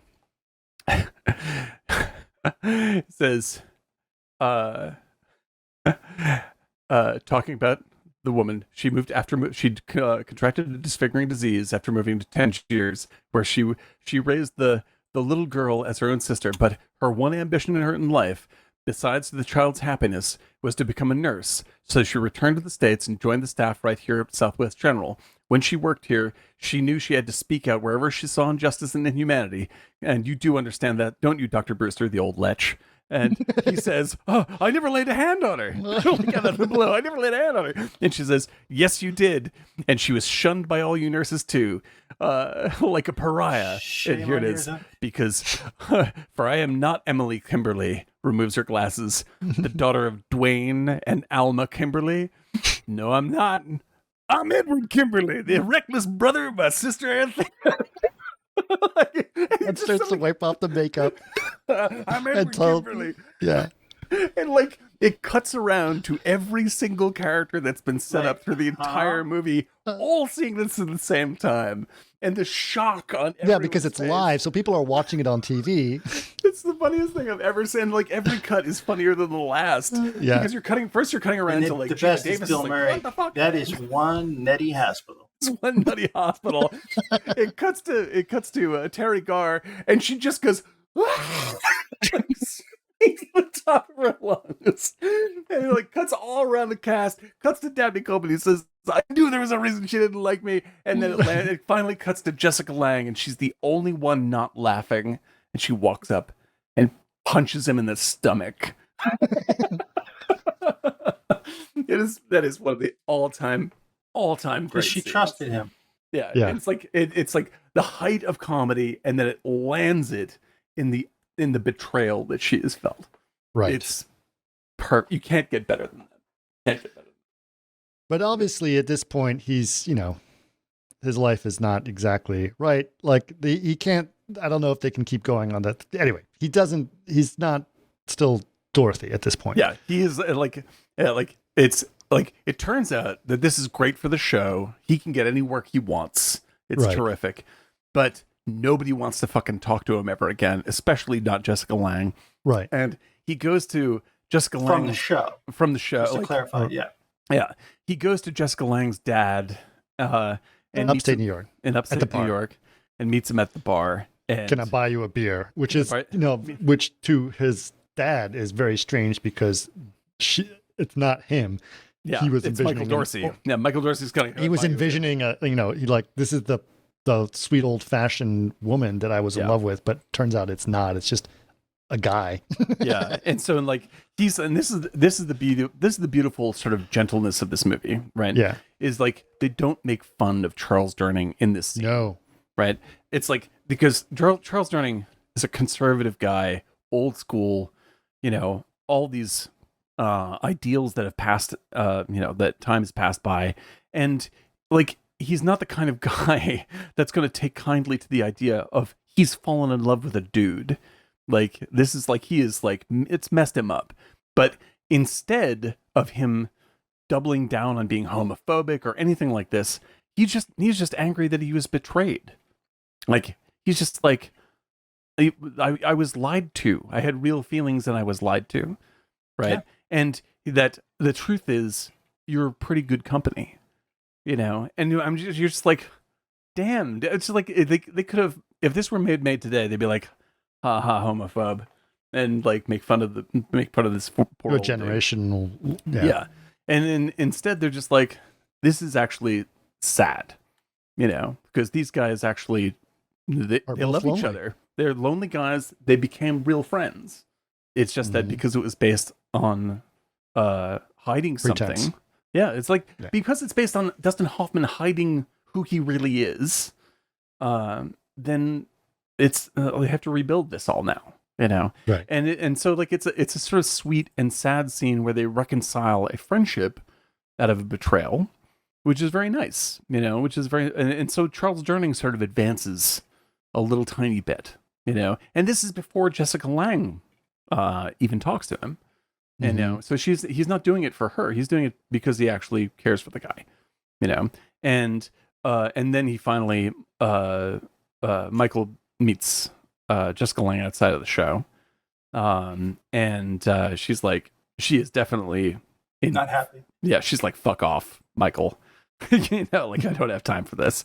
And he barely digs himself out of the hole enough for them to be friendly. Like it doesn't end up with them like hooking up or together or even like there's not a when Harry met Sally moment in this. Yeah. Like it's just that they become friends. Well, they become friends. That's the exact thing, right? Yeah. So their relationship stays the same, but it's more honest because now he's a man as opposed to pretending to be a woman. Yeah, and so like this is what I mean. So he has to prove. This is the thing that he has to do. He has to prove that he can prove that he's the same person, even if he is a man. Because and this is what I meant. But he does. That the final line that he says is so poignant. It's really a beautiful line where it's like, "I was a better man." Let me get that, guys. I'll look for it. But at the end, he basically said, I was a better man with you as a woman than I ever was with a woman as a man. Right? And it's a brilliant line. It's a beautiful line. And the thing is, like, really this is like what I said at the beginning. It's just like this isn't about, isn't it funny that Hoffman wears a dress in this movie? Like, it's about this dude really discovering who he really is. And who he really is Dorothy Michaels. Like he's not trans, but he's like, it's the same sort of, it's like, I must be myself. And like and today you could like, they wouldn't have done it back then, but today you could end the movie with him just saying, I'm actually Dorothy Michaels. And it would be just as viable because that's who he really is. Like in fact, like if there's any sort of like flaw in the movie is that at the end in that scene with Lange, I'm just like, I still kind of fucking hate Michael Dorsey. Like Michael Dorsey I still have bad memories of that guy. Well, sure. Sure. But Dorothy is very much the real character. Like that's the real person. to me when I think about it. It's interesting. That's the power of the movie. There's a line here that basically Michael Hoffman, Dustin Hoffman, claimed that was first playing Tootsie for his time. He went home and he burst into tears and confessed to his wife he never realized the sexist perceptions that he had on women himself, right, from playing a woman. But I do remember it was interesting when I was many years ago at DD, when I would go to their Halloween parties back in the old school DD, huge Halloween parties would have. They were massive. And I decided to go in drag to the party, right? Sure. And I went as hard drag as I could, sure. Right? Because I'd never done it. I thought it'd be fun. And I was clearly not a woman. It's clearly a man in drag, right? But I had, I'm 6'3" and have long legs. And I look pretty good as a woman. Sure. Yeah. But I was hit on and spanked. Oh yeah, by men. Yeah, no doubt, man. Absolutely. What? And they knew it was a guy. Yeah, I mean, that's strangers. I never heard that.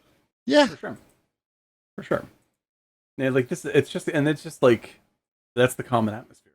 And when everybody doesn't seem yeah, no, that's fine because you're a woman now, so I can do this to you. Yeah. And it's kind of funny that like what they're really doing is they're making fun of the fact that that this is common, and it's not funny that it's common. It fucking sucks that it's common.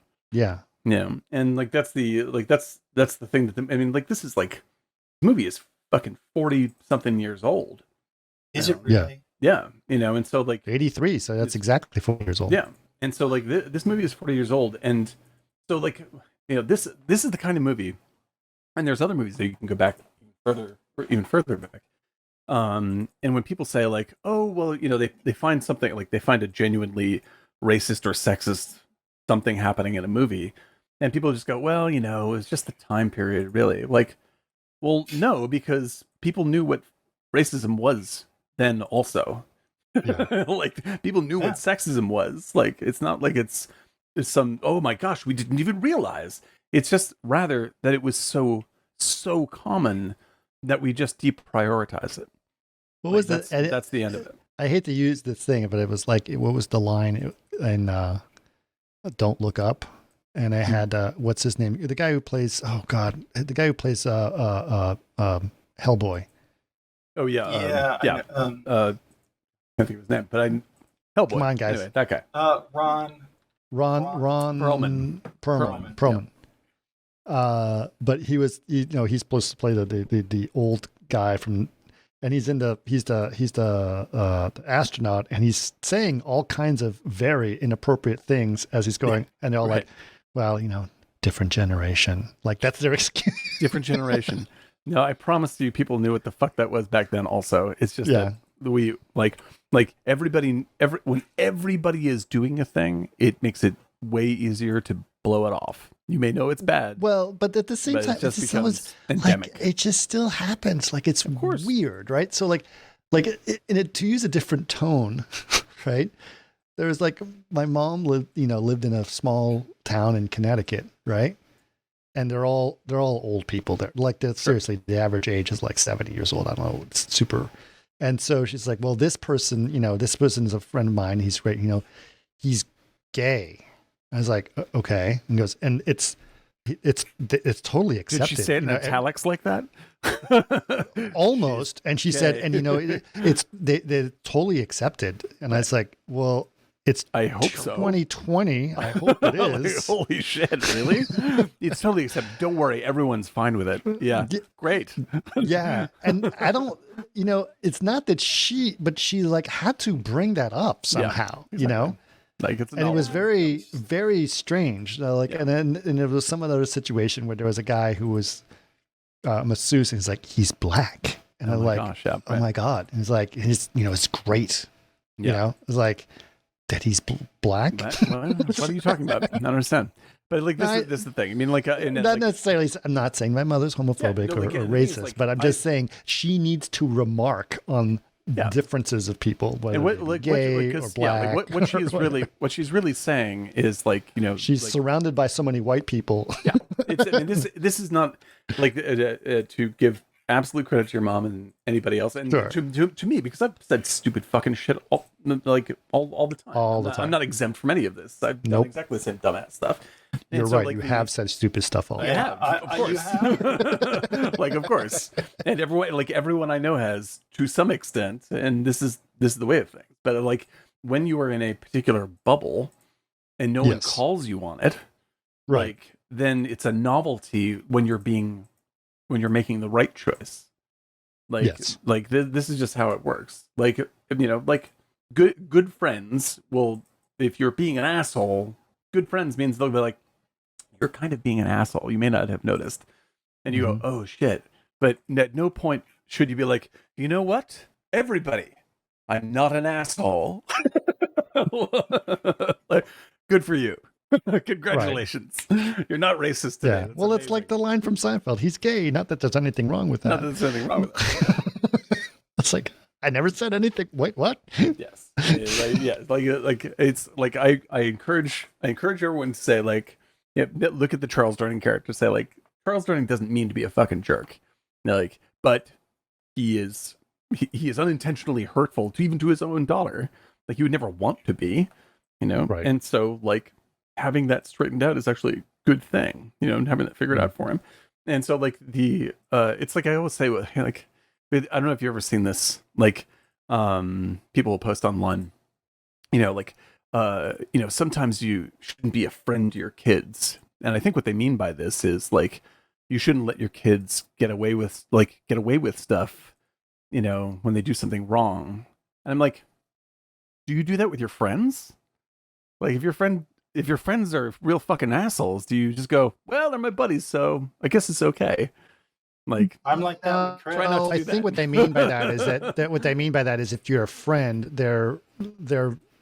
they should sense, I think, the feeling. I don't necessarily always agree with this, but they say the feeling is that if you're always a friend, they're going to feel like they can get away with stuff. Well, that's what I Right. think. Because you're being a friend. This is what I I mean. understand would that, hope, but I would hope that my friends never think I'm giving them a pass. Like, I would hope that they're never giving me a pass. right. But I think if they see you as a but they're saying they should see you as an authority, right? And you never see your friends as an authority. Yeah, well, I guess, like, authority. Right. So would you behave yourself in front of your boss? You don't necessarily treat your boss like, sure, like, let's that's do a stupid situational things thing. But, together. like, the idea of just, like, if someone is hurtful and they're a friend of mine and they're hurtful, I will say, like, yo, Yes. dude, that was. But you also, that as was your friends, insensitive. you also instigate each other into doing stupid things together. This is what I'm saying. Like, that's the thing that can be more. But avoided. friends are not going to be your voice of reason all the time, and that's Yeah, like, okay. it's a bubble, and everyone should be aware that everybody lives in little bubbles all the So time. you always have to sort of push the point where you become a little bit of a sense of authority. Yes, exactly. Well, like, Right. you have to like the Charles Durning character. Like, you can, like, if you're empathic about stuff, you can point things out to people caringly, and they will point things out to you caringly. Like, that's the appropriate way to do stuff, as opposed to, oh, here's an opportunity to make you a villain and me the hero, which is Right. far more common today. But there's another thing as well and this is actually interesting, specifically related to this podcast, right? The way that the three of us talk to each other, we make fun of each other often, Yeah, right? I don't make fun of you. Yes, you do, but just fine. But the thing that, for example, when my kids hear some of the conversation, it's like, wow, you guys are really mean to each other. It's like, oh, well, no, we've known Chris each other is for a mean. long Dan time. and Yeah. Eric Yeah, are really nice. intention means a lot.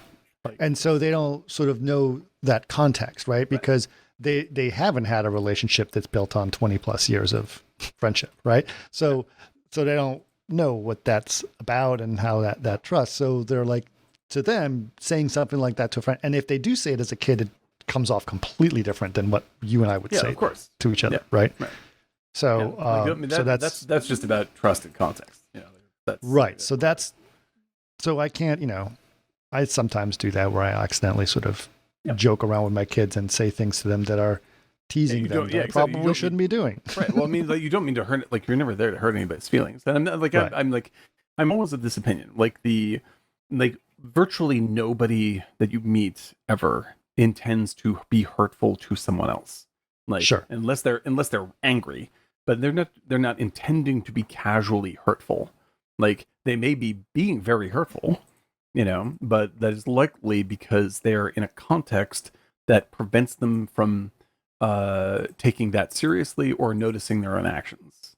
Like, that's just how it works. And so, like, finding a way to empathically communicate that to them is the responsible thing to do, as opposed to just saying that they're a villain. And and what I love about Tootsie is that even with the most villainous characters, like Dabney Coleman is still treated with a modicum of empathy. Like, you can see why he is the way he is. It's not acceptable, but it's explainable. And it comes in the form of him being not knowing what's going on. Like, what camera? Help me. Yeah, he's confused. And a woman has to help him. Yeah. The executive producer. Yeah, she sees what's happening and she gets it under control. And he is absolutely at sea. Right. That's a great point, Art. And so I think that's the greatness of this movie is not only is it, like, incredibly tightly written and very sort of thoughtful about what it's trying to say, and all the actors are incredibly sort of interactive in making a great performance. But, like, the attitude of the movie is that this is about caring for one another. Like, that's the point of the movie, and being ourselves and being real with each other and respecting that is tremendous.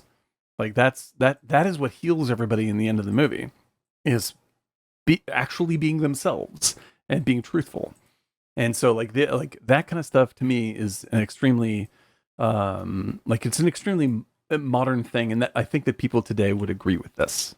Like, you might watch the movie and go, well, yeah, it's clearly an 80s movie, and like this may not be a movie that you would try to make today, but this is absolutely from its heart an honest movie about really understanding yourself and giving that to the world, rather than trying to put on a performance. And I think it's it's beyond a sort of like a gender swap comedy or any of this stuff that littered the 80s. Like, it's an actual valuable thing to say, even beyond that. And every time I see it, it's really, like, it ends up being very moving to me in really unexpected places. It's such a well thought through and well detailed movie emotionally. It's really stunning to me. I do agree with you in terms of what the story is, and I think it's very powerful. And we mentioned along the way many movies that have done this gender swap thing, right? Obviously, you have Some Like It Hot, you have Mrs. Doubtfire, even stupid things like Hot Chicks and whatever else you want to put out there, right? Lazy filmmaking thing, right? And so it's all the same thing. This one was definitely very different, and if you're going to do it right, this one does it best. Mm-hmm. This is definitely one of the best ones. I don't know if... Oh, go ahead. Sorry. Good. I don't know if it's... Like, I was a little bit surprised how I was like, mm-hmm. So to me, it was a little surprising that I was like, this was not as... in some ways, it was very, very, very good, and it was really exciting. But in some ways, it didn't have the strong impact it was, because I think it was specifically a lot of the tropes of the 80s that were big in the 80s, like the single mom thing and this thing. That stuff mainly, like, you're going to disconnect from that stuff because it's not relevant. And so suddenly it felt very dated. Yeah, not just in the music, etc., but a little bit the genre. Now, the execution and the actual story underneath it, I agree with you. I think it was very, very good. But there was part of me was like, okay. Yeah, like, so it's very much a time capsule movie in many ways, and there's broad things that people are going to like, why is this a thing? Like, why is this a stress? Right. And that may diffuse some of the energy for folks that weren't exposed to any of that stuff. And I think I'm with you a little bit, like thinking about what are time capsules that are being developed today, and ironically, the time capsule is nostalgia for the 80s. Yeah, no, and it's exactly true.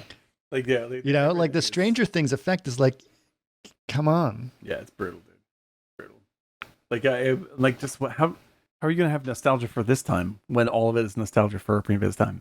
That's which is part of my. The Stranger Things is pop nostalgia. Yeah, it's true. It's not. It's all based in like kind of visions of the good, kind of cool stuff of the '80s. In the movie stuff, yeah, it's what they want to make them. They want to make them nostalgia. It's not real nostalgia. Well, but it's here's the irony. First of all, it was not pop back. What they're being nostalgic about is not what was popular in the 80s. Some of that music was pop.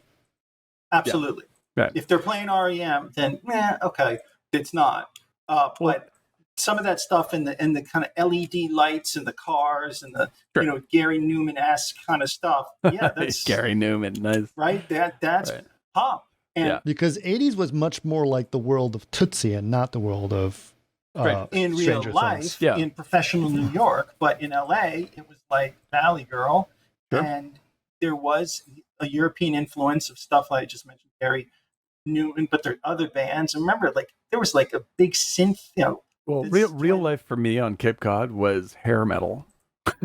Yeah, right. Well, no, there's hair metal in New York, dude. Yeah, and there was big time, but it's just Def Leppard and stuff like that. Yeah. Def Leppard. Yeah, Iron Maiden. Yeah, I mean, like it's like I think that the thing about nostalgia, as we always talk about it, it's just like it's constructing a safe dream version of the past. That's why it's an entire political campaign was developed on that. Of course, as Stephen Colbert, I believe it was, rightly pointed out, it's just like, of course, things seemed simpler back then. You were 5. Yeah, and like that's same with people now. Like all the Gen Xers that are making Stranger Things are like, yes, I was great when I was 12 on my BMX bike and didn't have any responsibilities. Yeah, like it's like if you really want to get a great feeling of what the 80s were like, watch Threads, for instance, where you're just like, oh shit, like you're like, oh yeah, I remember being completely horrified by nuclear war all the time. I remember that stuff. Like that's like this is and not in a fun way, not in a, like a what was the other Red one? Dawn way. What was the other one with Robert Downey Jr.? No, Less Than Zero, maybe. Less Than Zero. Oh, I love Less Than Zero. Less Than Zero. Eric, have you seen? You would love this. Have you seen Robert Downey Jr.'s documentary on his dad on Netflix? Love it. Yeah, it was great. It was really great. Beautiful. It's called Senior, and it was really fantastic. I love it. It's one of my favorites. Yeah. What's the one that's coming at the White Noise? That that's out. I want to see that. It came out on this past Friday. I've only read one book by the guy who wrote the book that this is based on, and I like that book very much. So that's as much as I know. What is White Noise? I just heard of that. Yeah, it's by Don DeLillo, the novel. Yes. And the movie has what's his name? That's how I know it. Yeah. The book. The big guy. So they made the big guy. Yeah, Kylo Ren. Kylo Ren guy. What's his name? Who's a great actor. Guys in chat. Oh, I started watching that. That's how I know it. Yeah, there you go. Isn't it good? I don't know. Yeah. Yeah, I want to see it. It's got Greta Gerwig. It's directed by Adam Driver. Yes. It's directed by. I started watching that, and I like it. That's why I know it. I'm looking forward to it. Not out of touch, guys. I just, I literally started watching that, and I like it. I love Adam Driver. By the way, are you guys following what happened to Jeremy Renner? I know he's in critical condition. He's out, but he's super. Yeah, he's like in critical but stable from blunt force. I just got the thing. Blunt chest trauma. Oh God. Ugh. What happened? A car accident? No, he had his own snow plow up in Reno, Nevada. One of those things. It was one of those things, guys. If you ever seen it, has like in The Shining, with the treads on it, like the tank treads. Yeah. He has one of those. And he was using it himself and got. And something happened, and maybe he got pinned in something. Oh God, that's terrible. It's really terrible. Yeah, like I was like, what a weird thing to have happen. Like Jeremy Renner. It was right after New Year's. Like Jeremy Renner in. Can you get the mic in front of your face? Sorry, Jeremy Renner in critical but stable condition after plowing accident. I was like, that sounds like an AI generated headline. Like that was utterly bizarre. Anyway, I hope he's. I don't know. Very I hope he's strange. okay. That's a lousy thing to have happen.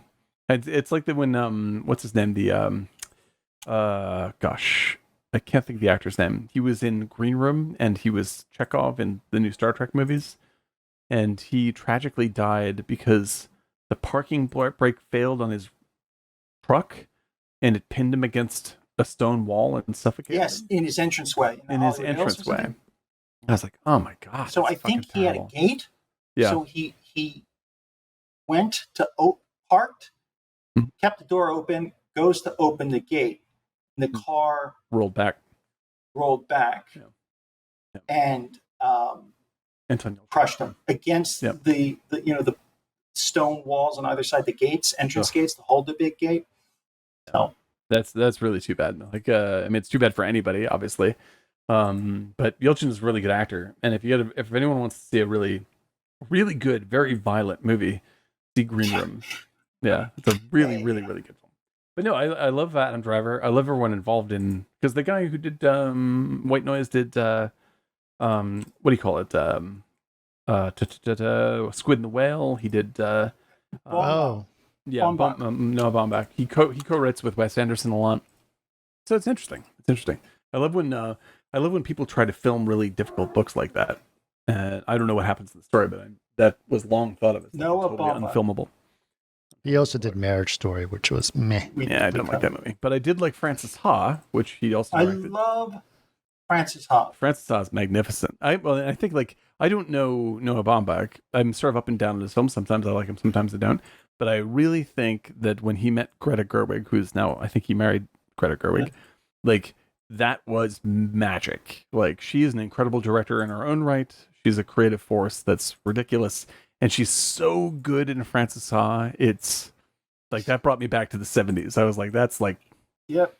That is like, that's some of the freshest filmmaking and acting that I've seen in so long. I like his stuff. We actually were at school at the same time. Oh, interesting. Yeah, and somebody in my department was his production designer of choice. Right.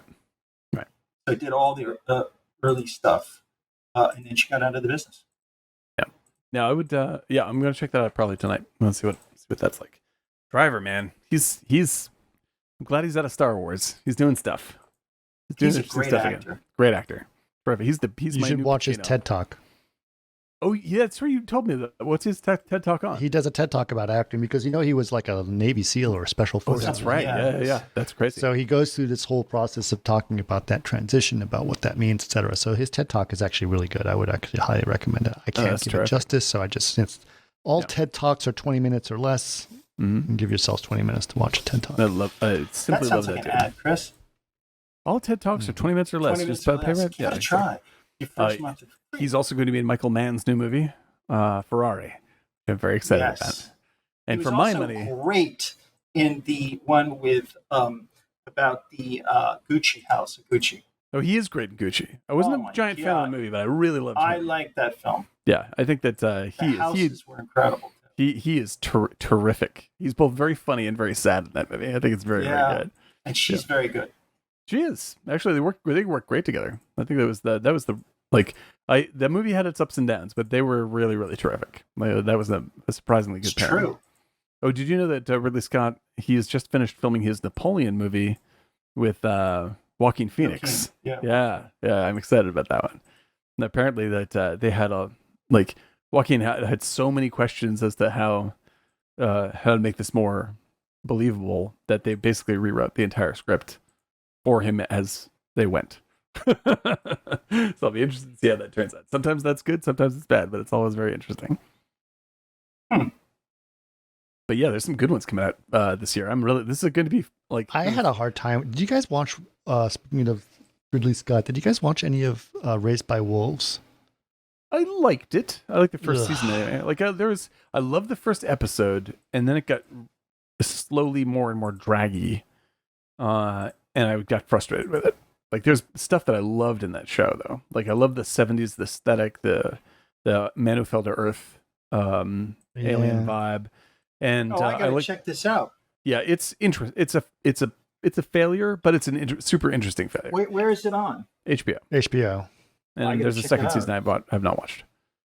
Like, I really like the story of Robot Woman and her husband. I thought that was great. And then there's a whole lot of other stuff, which is less interesting. I think I might like it. The look is terrific. But you don't like sci-fi. Yeah, that's right. It is like that show explicitly rips off of the Martian stuff from Man Who Fell to Earth. Yes, like, they're just Rogue. Yeah. I got a great book on that behind me. Oh, what a fucking movie, man! What a movie! Now that's a movie that they don't make that kind of picture anymore. That's a great movie. That's a picture. That's a picture. They don't have rock stars running around naked like that anymore. Yep, that's something. I'll make them like they used to. They don't. They will nostalgic. Again. Yeah, they will eventually make them like they used to, and that's how they're going to make those movies that they used to not make anymore. They will make them then. Yeah. Eventually we'll be out of the rut. That's what I mean to say. Because like this year that we're now in, Happy New Year, everybody. Like there's actually a number of movies that I'm looking forward to, which wasn't true last year. Last year I'm still kind of scraping together 10 movies that I would put in a top 10. Like I think 2021 was even worse. Yeah, it's fucking well, come on. Now I know there was a pandemic in there, but still. It's been thin. Yeah. You know. Like what got me all excited was Blonde. Mm-hmm. You know, it was interesting. I was talking about it with Donna. She's like, I don't know how the movie industry can recover from this. She was saying, it's like, no, from what's happening in the movie. Like the theater system is really busted. Broken. The studios are very like the traditional studio picture. Like it's gone. And it's like, and how do you make movies for streaming? Like, how do you figure out the economics of that? Because the economics of the other way has been working. They've been using that for a long time. And so a lot of people have to shift gears, especially when it comes to things like syndication. Syndication is like, wait a minute, I just get paid once and that's it? Yep. Well, hang on. Right. I'm supposed to, no. My job is to make a hit show and then live off the syndication for the rest of my life. Nope. Right. No. Yeah, like I think that and I'm definitely not the first to say this, but the thing that I agree with is that it is very difficult to make the $35 million drama. Like right. that is like I don't know what the fucking there's White Noise maybe like, but that's one movie. Like that's an extreme like depending on Netflix to fill that out is not going to happen. Like they'll come up with like 2 or 3 of those maybe every couple of years. But like it used to be like, White Noise movie budget was 80 million. 80 million. Wow, that's a big one. That's a big movie. So yeah, like there's no like Stanley and Iris. Like that's not going to be happening. Yeah, that's a whole zone where you just there's no way to recoup because it's not going to drive subscribers. Right. And you can't put it in theaters because it's not a franchise. You know, and like as much as for instance, I loved Top Gun and I loved Avatar this year. Like I thought they were terrific, incredibly refreshing studio product. Like they're just mind blowing. However, they are still franchises. Like it's like as fresh and new as these were. They are still leaning heavily on the fact that this is Tom Cruise in a Top Gun movie. You remember Top Gun, right? Yeah. I do want to note also, by the way, that Everything Everywhere All at Once. Mm-hmm. That's one. Budget on that was 14 million. And it was terrific. I gotta say, and that looks like it was $100 million movie. That is a crazy movie, and it's beautiful. Actually, we should do a pod on that. What a wonderful movie. That's a great movie. Yeah, that's definitely my top for the year for sure. Like absolutely incredible, and like great excuse to watch it again. A lot of the effects they did were figured out practically or in camera. A lot of in camera stuff that they did, and all the other stuff was really just just very clever. It's all clever, and they depend, like, the effects, even when the effects aren't, because they know about how to make effects. They come from the effects world, right? So they knew, like, we can do this cheaply. We can hack this. This is After Effects. We can do it in an After Effects way, whatever it is. It's the way that the three of us, we could do that kind of stuff. Yeah, exactly. And it's like, and because of that, it's like it feels energetic. Like even the effects. Well, it feels creative too. Yeah. You come up with creative solutions that you would never see before. Yeah, and that's what makes it feel so much fun. I mean, because like there's so many, because even when the effects aren't flawless, you feel the craft and the love behind them. And it's just so much fun. You're just like, that's fucking awesome. That's great. And you get, and it feeds back into the story. Like there's a jankiness to the entire thing that's very intentional, so that it supports the sort of freewheeling tone the movie has. And once they establish it, they can do literally whatever they want. And then it's so cheap they can do as much of it as they want, and they do times 10. Right. By the end of the movie, it's like so much shit is happening. I don't know how they kept track of it. I gotta watch that. How do you even board that movie? There's so many things happening. Yeah, it's great. Yeah, it's really something. It's great. Okay, what did I want to? A couple things. Obviously, I want to thank everyone. There was actually quite a few people who joined us on chat today, which was nice, considering the fact that this is an off day podcast. So I appreciate that. Thank you, everybody. We will be doing another one on Saturday, and we will be doing Anti-Mame. So I have not seen.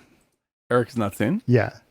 And I wouldn't say that Anti-Mame is my favorite comedy. It's by far not my favorite comedy, but it's a comedy that I really enjoy. And I am very excited about the fact that you guys haven't seen it. Yeah.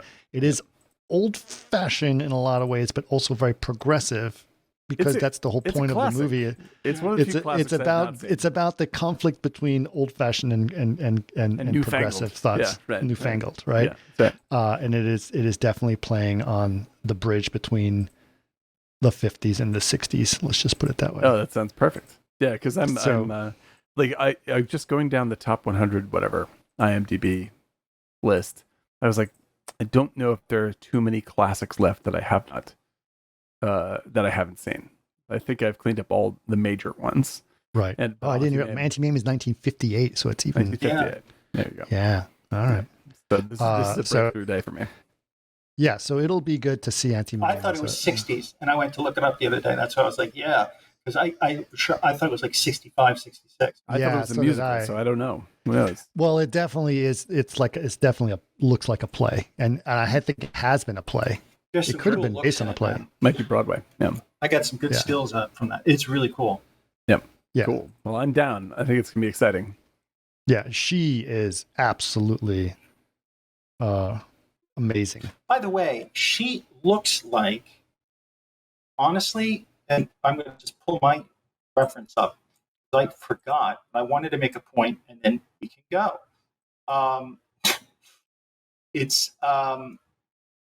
She reminds me of from Schitt's Creek. Oh yeah, definitely. For Moira Rose. Yeah. Yeah, it's like I was going through old photos of her. I was like, wait a minute, that looks like the actresses from Schitt's Creek, and I totally Diane Lane, not Diane Lane, Catherine O'Hara. Catherine O'Hara. I totally Catherine O'Hara. It's funny. We're because the kids watch Schitt's Creek all the time. They love it, and they love Moira Rose because Moira Rose is so funny. So they've watched the whole thing, multiple times through.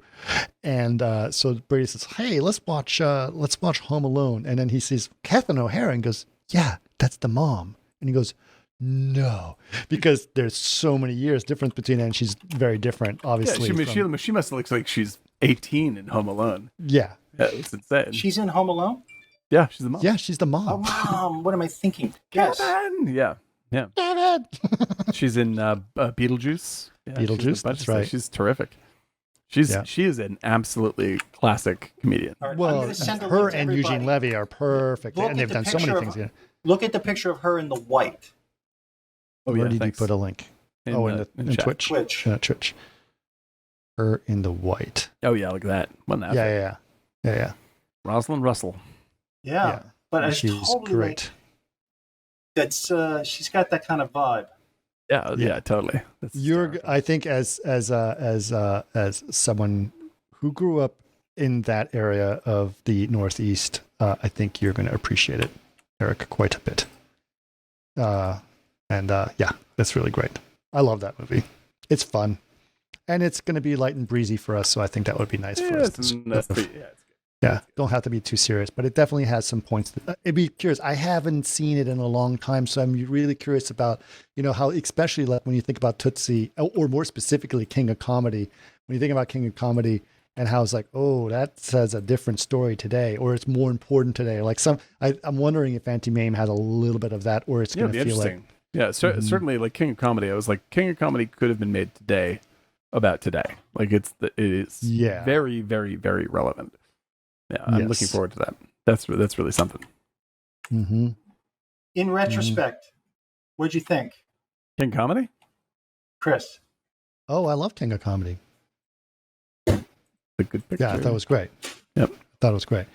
All right. But thank you guys for doing this. Remember to join us on Tuesday. If you guys, let me see. Let me go to our Discord link on here. Please join our Discord. It's always a lot of fun. I'm not saying that because we need you to join. I'm just saying because you would enjoy it if you joined. But go ahead and do that. So that's our Discord link.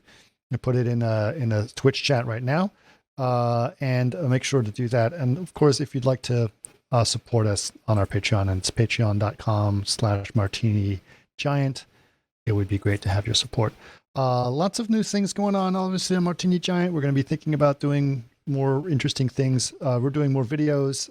Those have been fun as well. We're on TikTok, so just follow us on TikTok if you want to do that and watch our little shorts that we've been doing that are a lot of fun. I've got an idea for a new one that we're going to be doing this week, so we're going to be banging those out. But otherwise, hopefully you guys enjoyed Tootsie. It was nice to talk about that. And this is a good one because, specifically for the idea that like a lot of people have heard of Tootsie, but not everyone has seen Tootsie. That's true. I hope that people find the joy in that movie that I do. I really, in terms of like screenwriting, if you're a screenwriter, just read the Tootsie screenplay. Like Elaine May is one of my all-time favorites, and he's very good. Yeah, you can really learn a lot from how she works. Just insane. Mm-hmm. All right, you guys ready to do this? I'm ready. Drink. Talk. Drink.